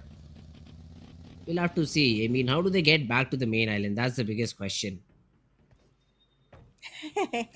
From the single in zone bridge, that is going to be Dorep, and that's not going to be easy considering it's being camped. But I'm not going to put my money on that just yet because everyone has camped it wrong this season. Hopefully someone will do it right. I mean, if you remember the last season when we were doing it Mm-hmm. for PMPL PK, I8 in that region, Agonex I8 had a great way of holding the bridge camp, and they were doing it right. They had one player onto the bridge itself, one player near the bridge, and two players watching out for those two players onto the longer range fights. That's how I expect it to be done in this region as well, so that you can at least have cover for the players who are fighting on the front foot. But I'm not seeing that happen just yet by any of the teams that are camping the bridge in SA region. So we'll see The, how this turns out. the problem is that Avon Excited, they usually went to military base, right? Yeah, If I'm correct. But yeah. then there was no team who regularly went to no rep. That's what I remember. I mean, I don't clearly There was, remember. there was. Okay, so there was. But still, that bridge camp yielded so much value because their opponents probably did not know how to cross the bridge. Right now, what I see, all these teams are very frugal in terms of the protocol they follow. So True. they just don't barge into the bridge. They just stop at the bridge, stop at that exit point, scope it out. If there's a vehicle, they do their due diligence. And plus, even now the side bars also coming on the bridge. You know, there's a different area Yeah. on the bridge that has entirely been thrown in after the updates. So all these things have helped the players who want to cross the bridge to use the bridge to their advantage and not the players camping it out. So that also maybe makes a little bit harder for the other teams to camp it out. The only team in this region that I've seen not essentially camp out the bridge but have a good angle were the players of Venom DE who are now being picked upon by the players of Team IAW. Well, let's figure how Venom DE is gonna survive this because there's still a couple of players going all the way from north of Pochinki into the circle for Venom DE, and they might have an opportunity to actually find themselves a spot in the north of Farm inside the circle. But as of now, Mabetex Esports taking a fight with ASL, not the best one. And when it comes to predictions, I think this time I'm gonna go with IHC, my friend. Oh, okay. You go with IHC. If you could see the alive kill feed, I'd go with Team Raw Official because I think they're in the center of the zone, and if they have all 4 players surviving, that could be a good prediction to make. But I don't think so. We have that right now. But I'd still go with Raw Official. I'd say Raw Official really have a good chance at winning this one out. Alrighty, raw officials it is for your side. In the meanwhile, T2K, however, taking damage, exchanging damage with bad intentions. One team that has had a bad run altogether against another team that did not have as shiny a armor either. But well, these two teams are definitely going to make sure that one of them survives and one of them makes it back into the lobby. In the meanwhile, though, DRS gonna have a harder time trying to relocate themselves through the bridge area. The rest of the teams have chosen to go through the water, but Mabetex Esports still fighting the blue alongside DRS, while SKYLIGHTZ Gaming makes the best of that situation. Hmm. T2K though, they've lost a couple of players in the process and now seem to be in a very difficult spot. Drake also spotted down, being sprayed upon. Jane gets taken down by a player of team DEADYES CMF. Another one of those games which T2K would like to forget. Because yeah, I mean you'll be able to survive with the two remaining players. For how long is the biggest question? And the answer is not long enough. Not long enough to actually put yourself in a very good position because, to be honest, 14 teams surviving with 41 players, it's a good number. And DRS marches right in onto SKYLIGHTZ Gaming, and that's something I wasn't expecting, but is fruitful. Somehow Gyante is able to still get out of the vehicle and get that knock. Mr. Boro is coming in to maybe provide some sort of support. Let's see if he's able to do so or not. Switching the weapon, the DBS does not do the job, and that is another free frag. Gyante, can he do it all? No, he cannot. He just gets run over. And rules, because he was so far away, he will not be able to provide any sort of support to Gyante in this battle. Ajora just gets that final frag confirmation, and DRS are also left with just one player standing. See, even though DRS managed to fight this battle and SKYLIGHTZ Gaming was taking a lot of damage, it's not going to be a beneficial one for either team. Both of them has lost the chance of having a hearty dinner for themselves because as of now, even with this survival, SKYLIGHTZ Gaming is going to be surviving with only two, and Mabetex Esports has their eyes set on the area to go ahead and make sure that Stronger Fake Love and SKYLIGHTZ Gaming both have a hard time trying to move forward into the game, even though they themselves are not having a strong grounding either. Oh no, into the water. You gonna spot the He's Stronger spotting Fake for his Love player? teammate. Yeah, Dubo, as soon as he comes out on ground, Desert will know about it because Wally will give that information. But Dubo has somehow has been able to manage cutting off that particular angle off. So even though Dubo is now offered a 1v1, I'd say this fight is still favored for Maptex. Absolutely, because Wally has also started to climb back up and he knows exactly where Dobu went from. So it's going to be a sandwich situation that Dobu finds himself in. And well, with that supported frag coming in, Desert will be able to seal this off in the favor of Mabetex Esports. With 4 frags to the name and 2 player loss, considering the kind of run the team is having, it's not a bad thing. But yeah, overall, it's not going to be a great thing either. So Mabetex on a very iffy position themselves. But taking a look at the circle once again, Fritz, it seems like right in the center of Farm and Milta is where the center of the circle is going to survive. And in that position, your pick, Raw Official, still manages to be with all 4 players surviving, one being on slightly lower HP, but soon in the position to recover. Yeah, I'm surprised too. I thought that there were only two players surviving, but somehow I see four. I'm sort of relieved a little bit. But let's see, man. There's this farmhouse that they're holding. This usually gets bombarded very very quickly by the opponent teams. So how do you deal with that? Is my biggest question. You have two players here, two players in a different compound or maybe a different farmhouse.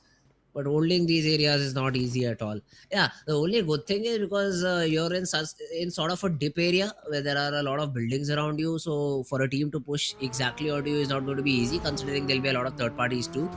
So maybe small little things playing out in your favor, but I still wouldn't, put much faith, at least in the warehouse that they are in. If they choose to go in a different squad house that was right in front of them, I could have been a little bit more comfortable with that. Yeah, that not being the case. For now, Raw Official, they are in a good spot. Let's see for how long though. Exactly. The circle favoring them is going to be very essential to their victory because if the circle definitely goes to a wayward side and Raw officials has to get out of the apartments, it's not going to be easy. However, in the meanwhile, IHC finds themselves inside the circle, marching in towards farm area, will be able to find King of Spades and their pioneer, Godless, is going to be able to relay the information to the team. He is falling back slightly just to make sure that the team is all together clustered up before the fight is initiated, and with Zayol coming all the way, it seems like there is a fight that they are interested in making a play for towards farm area with King of Spades, finally marching back in towards them. In the meanwhile, take a look at SKYLIGHTZ Gaming all the way to the edge of the circle, still trying to fight the blue. while Stalwart Esports has a couple of players trying to go from Milta and a couple of players who are already up north trying to enter from the eastern side. Now the circle has again favored raw officials, and that's a great situation. But if in the next circle they are left out, they are gonna be literally sent back out into the lobby. Yeah, raw officials. Let's see. I mean, for now they do have a compound. But for how long is the biggest question? For how long do they stay in this spot? Because the zone has gone all the way north, and now suddenly they're on the edge of it. So earlier, their strong position has now been converted into sort of an insurance policy, which gives them what, 1 minute 30 more seconds to think about where do they want to go in the next zone. And considering it's a farm area, and the next zone literally has no compounds except for the ones that are already occupied, this is going to be a tough circle for all of these teams, especially who are rotating from outside the circle. Absolutely. IHC alongside Stalwart Esports, Mabetex Esports, and SKYLIGHTZ Gaming all are going to have a very hard time trying to find a position inside the circle. But I do feel like DE Venom is going to have a long time before another fight initiates towards them, and they can use that time to actually increase their survival points and get more placement points to the table. And talking about the number of frags, they're already ruling the board with that. They have 8 frags to the name. So they're definitely going to find themselves in a very favorable situation. Even though the numbers on their players it has been shortened by 25%, they only have 3 players surviving from their side.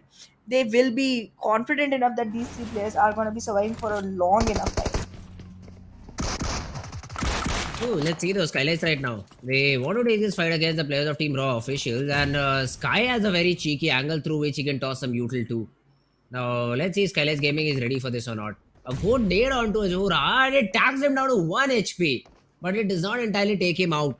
So, that's one good thing. The follow-up nade won't be able to take him down. Now, no fear. He is also tossing the nade inside this particular sort of a shack that there is. But Raw, for now, they survive. Well, survival is something that Raw really has to bet on, and in the meanwhile, we do see IHC taking damage as well. 2 of the players have been lost, 2 of the players still survive into the fight. Revival is going to be essential considering IHC has not really participated in a lot of fights. It's going to give them enough time to go ahead and actually secure the revival. But is the circle going to be merciful is the question. King of Spades in the meanwhile has been shortened down to one single fighting player sustaining on the team. And with the revival, they are going to be converted to 2. Will IHC win the fight is going to be one big question, because if they don't, they are going to be in a much tragic situation than what they expected this to be. With one player completely lost, they do find themselves in a pickle. But in the meanwhile, Mabetex Esports covering inside the smoke, not really a very solid situation, but still survival capable for the side of Mabetex Esports. While Raw officials still has 3 players all on board, but still is the center of attraction. Yeah, now look at this. King of Space, they've been eliminated out of the game. Although Raw officials have been able to take down the players of Team Mabetex Esports, but still with the 3 players standing and the zone far away from them, this is looking like a difficult spot that they are in. Now let's see how do they go about this. I do see a team all the way up north who has been able to put in a good rotation, IEWO, and even Stalwarts, but then they'll have to fight. I think Stalwart will have a battle with the players of D, Venom, and maybe Mondo goes in for a third party. We'll have to see all these things. But hey, let's see if one of them is able to come out on top. Well, we'll definitely find that out soon enough. And if you talk about the southern area, there's 2 teams surviving, IHC and Raw officials, both with 3 players each, and both will have a good enough equal chance to fight their battle if Stalwart loses a player. And look at that. A knock comes in from the side of Raw officials onto Action Eye, making it a 3 player squad for the side of Stalwart as well. Now the maximum number on board is 3, so there's no man advantage that rolls into favor of any team. There's only disadvantage that goes with NBeSports, from where only Mondo is surviving, but he's super sneaky with his and sealed for a while. Now, I have found that frag funny because even Raw official, D, Venom, all of them were trying to frag that player out, ST action.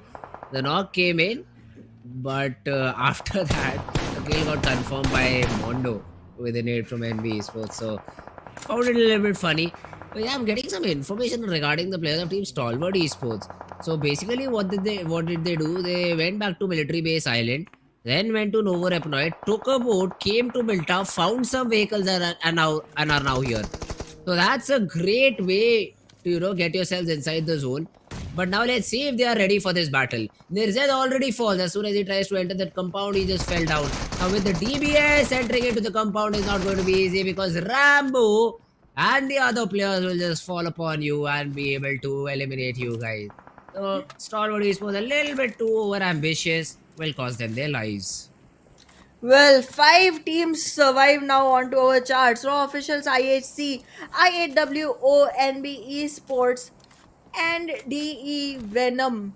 These 5 teams, out of which one is literally a solo player from the side of NBeSports, will have a great chance to survive because no fights are going to be taking place near Mondo. But that's only survival that he can count on. Cannot really go ahead and acquire, finish points, and definitely not look for chicken dinner.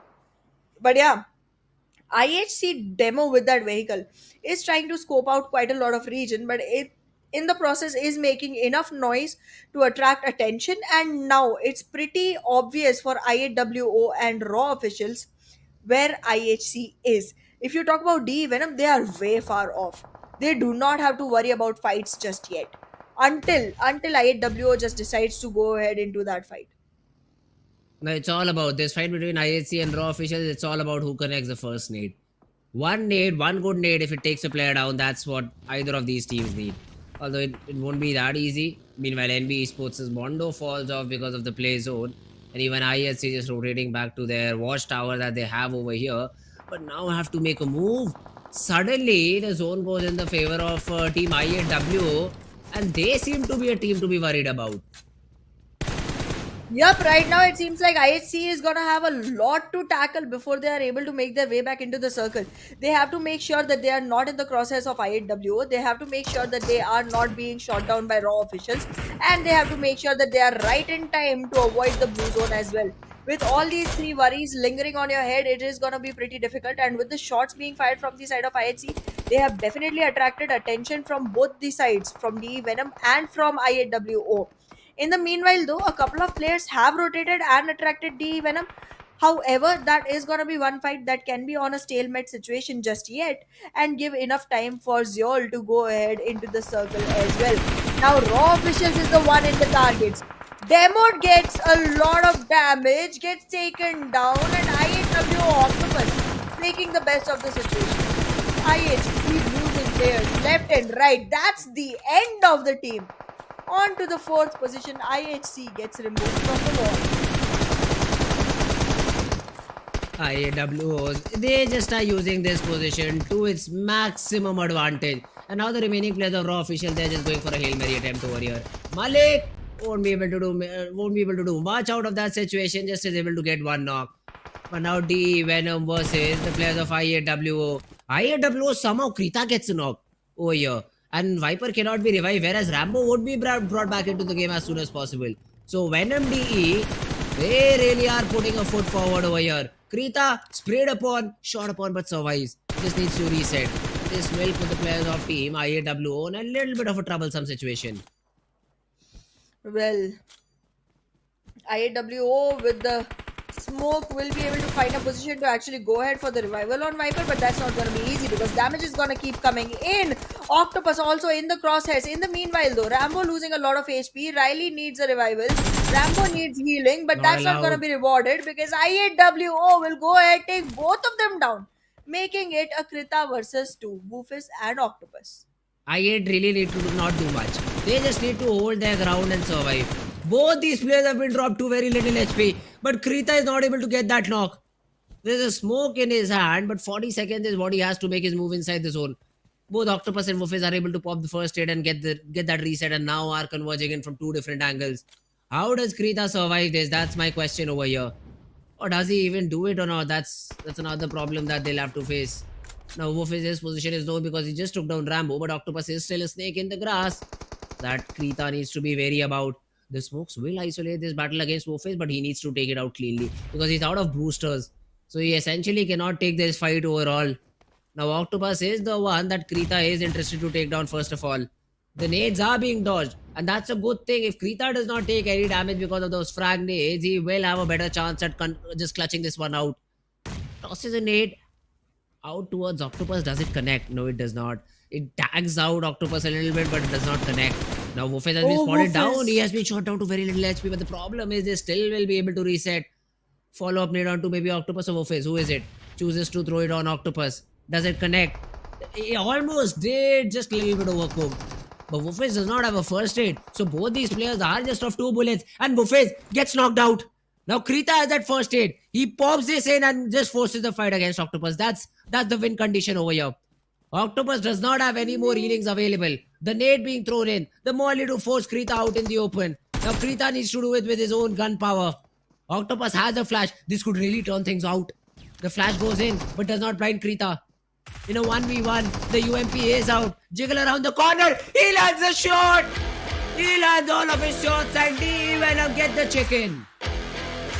Beautifully done by Venom, brought down to the last wire in a 1v1 and being able to squeeze this in. Every single thing was in favor of IW, but still the winner chicken dinner is not gonna fall to their hands because Venom, like the snake they are, will be able to steal this from.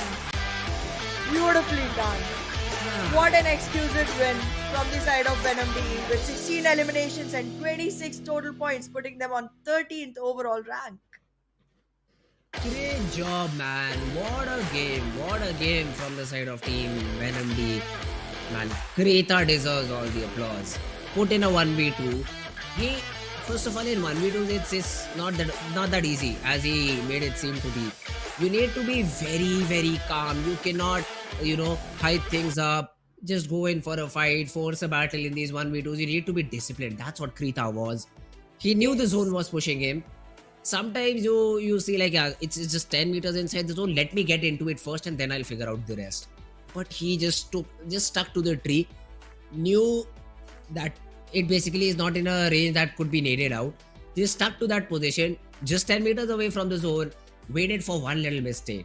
As soon as it came in from the player of I8, he just pounced upon the opportunity, man. He just took it with both hands and is essentially able to convert this game into a chicken dinner. What a brilliant way for Venom DE to finish off the day.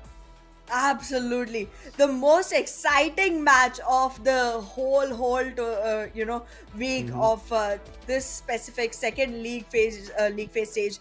I am pretty interested in how this team goes forward because the way this was done, it was a great presence of mind shown from the side of Krita, as you mentioned earlier, and it is 4 eliminations to his name and the title of MVP nonetheless with 1198 damage. That's a huge number of damage. That's definitely huge. But what a game that has been played overall by this particular team. They just deserved it. That's what I can say right now. They just deserved how the way that they played was just insane. And if we talk about the top players, more like Venom DE's card being just shown because 3 players, Riley, Rambo, Krita, just in this chart.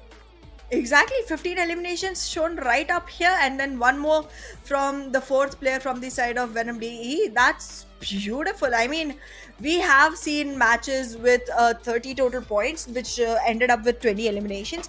But this too is a great number. I mean, I'm happy with 26. I love 16 eliminations. That's great points for a team that did not show their face much towards the first week. There's literally, I guess, 1 chicken that they were able to secure, and today they come in with the second, and it's beautifully done. And look at that, Rambo although had 7 frags to his name, but the damage was nowhere near Krita. And I'd say it's 1200, but the I'd say 400 to 500 damage was just done on those 2 players of I8W. I cannot count the number of times he was able to bring both the players down to 1 HP but was not able to finish out the job. They just healed back, gave him extra damage. That's what they did. And even has the highest number of assists. So Krita overall a great player. A great job done by the guy to help his team get the chicken dinner too. And let's have a look at how many points the other teams were able to get except for the Venom, because they got 26. We only eliminated. Great job done by them too. 11 elimination points overall. 17 points in the game. That's a good job done. Roy Esports following them with 8. Not a huge in terms of the elimination that they had. Not a huge number of points, but it's okay. 8 points, not that bad. Stalwart following them with 7 and IHC with 7 too. The other teams, need to get a little bit better at the game now. I mean, I wouldn't blame the teams for not having enough eliminations because look at that 27 are being taken out by two teams itself, and the rest is what is Mhm. left for the remaining 14 to feast upon. But yeah, still a couple of teams were very supportive. That is King of Spades and Leo Esports didn't take a single elimination point and made sure that once two teams are taking that many eliminations, the rest have something to feast upon. Like, come on, Yeah, zero well, eliminations. that's a little bit unfortunate for DRS, but that has been the story for majority of these tournaments for DRS. They rely a little bit too much. Oh, never mind. Sorry, not DRS. What am I saying? It's NBeSports who got 3 points to their name, but only one elimination point. So they'll have to be a little bit more concerned about the positioning points too. Sorry, elimination points too. What am I saying? But yeah, overall, just a decent game. 4 points overall. That wouldn't matter a lot. But let's have a look at the overall ranking for this particular week, and let's see where the teams are positioned out. HVDC out on top. They deserve it. Venom D also a great game this time around, which has pushed them all the way up to that second spot. Yeah, and look at what is happening to 4M. We literally on the bottom of the chart, and one more bad game, they're literally gonna be on the second page. This is not what I was expecting from this team. But yes, I'm very happy to see these names come up on top. Rio and Illuminate hardly managed the last time to actually be even in the top 12. Mhm. This time being in the top 5 makes me very proud of the fact. Same for DEADEYES, guys. And like DRS could not even make it to top 12 the last time. This time they have come in at the 5th position. Great for them. HVDC is someone who's been showing potential for a really long time. Finally, they get rewarded for it by being on the first position. Pretty happy for them as well. Talking about the second page. Bad intentions, nice points, good enough. NBeSports, I don't know where their consistency has gone. JMEX, I'm liking the fact that they've picked up slightly a bit. They were doing very bad the last week, specifically after the first day. Mabetex Esports, I'll give them a couple more days and see if they show up in the last 2 days, because if it is just the last 2 days, it's still not going to be a lot of problem for them, because going into the finals, it's only 3 days. They'll have 2 days to cover up for everything. But yeah, I mean, I'm slightly disappointed by King of Spades. They showed a lot of promise, did not show as much in game. But looking at the overall boards, look at what 4MB has done. Still on top, 209 points to their name, but the lead is closing in slowly and steadily. So now SKYLIGHTZ 181, followed by Stalwarts as well, 171 to their name. HVDC also making a jump overall, 168. Why not? You had a great day today. They will jump over. They will jump up a little bit in the standings. VO Illuminate 2, 152 points on the 7th spot, which we were not expecting. But yeah, the other page is where I'm interested to see which other teams have improved a little bit. All these teams at 25 matches have played the one bonus game, so they obviously should be here. But the other teams, yes, Venom DE, they still got it. They just now got a chicken, but a long way to go for them. Exactly. Venom D and Stronger FAKELOVE, both the teams with 3 chickens and still not into the top 12. I want to see more from them, and I'm having great expectations from Venom DE going forward into the second week, but not as much from Stronger FAKELOVE just yet, because they did not show me much today.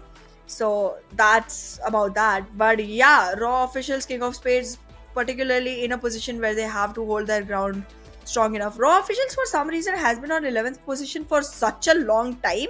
I cannot even believe it. And finally, 4MB gets dethroned. Yeah, 4MB. Not that sort of a domination. They've lost another player, but as you said, it's Sanchir breaks it through. Even No Fear, he jumps out on top with 51 total eliminations to his name. Aero as well in the lobby with 40 overall frags. So these top players, the $1,000 prize pool is enough for them to compete in, and it seems to be a close combat between all these players. Absolutely, and considering that HVDC has got 2 of their players coming all the way up and top, I feel like this team is going to be showing much more promise, specifically when it comes to Probably. elimination points. And I guess that's not bad, because even in 4MB, we are seeing way more focus onto elimination points than chickens. They have 2 chickens, that's good and all, but mostly they have capitalized on the elimination points. Position points are almost equal between them and SKYLIGHTZ Gaming. So that's something that I'm looking forward to seeing how much HVDC is able to topple the charts. They've already come back all the way into single digit rankings. I feel like they're soon gonna be able to topple Stalwart Esports and get themselves into the third position, because Stalwarts did not have the kind of starting that we were hoping for them. Yeah, that's true. Stalwart Esports, a little underwhelming performance on day number 1. Same could be said for the players of Team 4MV. Not the best possible performance, but great job done by the other teams. HVDC, Venom, DE, DRS, DEADEYES guys. A little bit better performance than what personally I expected them to show. So happy to see it. Would love to see how do they continue in the entire tournament. We'll have another game day tomorrow. Wednesday is again going to be a day where we'll have a few games that will be played by all these teams. 4 games for each one of them, 5-1 for us. But yeah, 3 Miramars is something that we are expecting. So the teams playing all the 3 Miramar games, be prepared with this map, because this is where you might be able to have some consistency thrown in and maybe some extra points as well. Exactly. It's going to be a long day for teams playing 3 Miramars, because Miramar maps generally last longer than the rest of them. But we'll find out how teams are able to tackle with the situation and go through with it. But yeah, it's going to be an exciting day coming forward. Yes, that's correct. It'll be an exciting day. But yeah, I think that was it for today. Had a lot of fun. These games were definitely very interesting to watch, very interesting to witness. The only thing that I like to see is a little bit more aggression from some of the teams, specifically DRS. Go in, get your man advantage. It is called advantage for a reason. Use it properly, because I've seen this team with all 4 players surviving, but still not being able to rack up a number of frags. All these things have to be taken into consideration. IHC as well, man. This is a team which before the tournament started, I thought personally that would do good. If not in top 5, at least towards the middle table. But I never imagined this team to be on the bottom charts. I mean, it has some of the best possible players. Godless is there in their team. And for a very long period of time, he was in one of the teams which used to dominate this entire region. So I really thought IHC would be doing good. The previous season was also not this bad for them. But till now, they haven't shown up to the occasion. They haven't performed that good.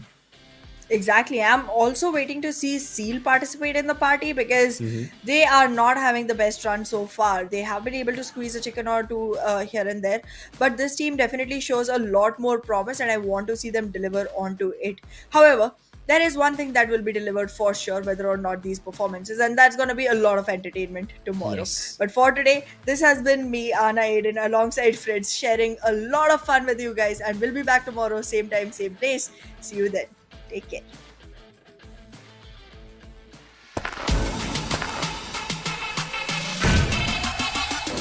Make it clap.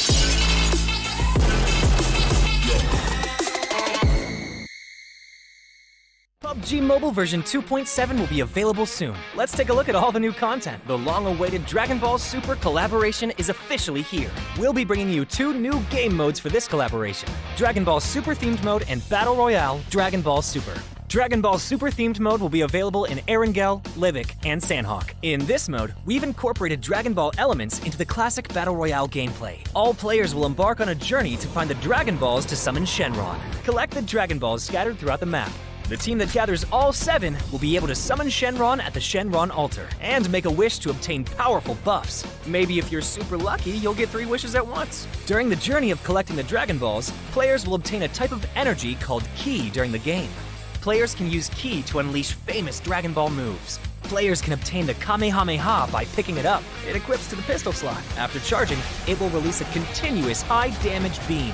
Fukujutsu is another skill that can be picked up during a match. Players can use this skill to fly freely in the air and make quick tactical maneuvers. The Senzu Bean is a new recovery item that is incredibly effective. The Dragon Radar can display the location of Dragon Balls that haven't already been claimed by other players. It can help you collect the Dragon Balls more quickly. The Air Car can carry up to 3 players. It's easy to put away and has better performance than regular vehicles. Tenkaichi Budokai, Kame House, Korin Tower, Dragon Ball Village. These are some famous landmarks that will appear in the game. Call your friends and explore with them now. The collaboration this time even has a hidden challenge, named Dragon Ball Trial. Win consecutively in the themed mode for a chance to take on the challenge. After accepting the missions, the team has to follow the instructions and gather 7 Dragon Balls. During the process, your team's location will be exposed to other players. All players will be drawn into battle for the Dragon Balls. To win the game, the trial team must successfully secure the Dragon Balls, defend the altar, and then summon Shenron. Are you ready for the challenge? In this standalone mode, named Battle Royale Dragon Ball Super, players can roleplay as iconic Dragon Ball characters, use powerful, unique moves in a brand new anime-style map, and become the ultimate victor. There are 5 Dragon Ball characters in this mode. They are Son Goku, Vegeta, Ultimate Gohan, Piccolo, and Frieza. Select your favorite fighter. Master their skills to suppress your enemies and achieve victory in intense battles. In the new version, the new Ace 32 firearm will be made available on all maps.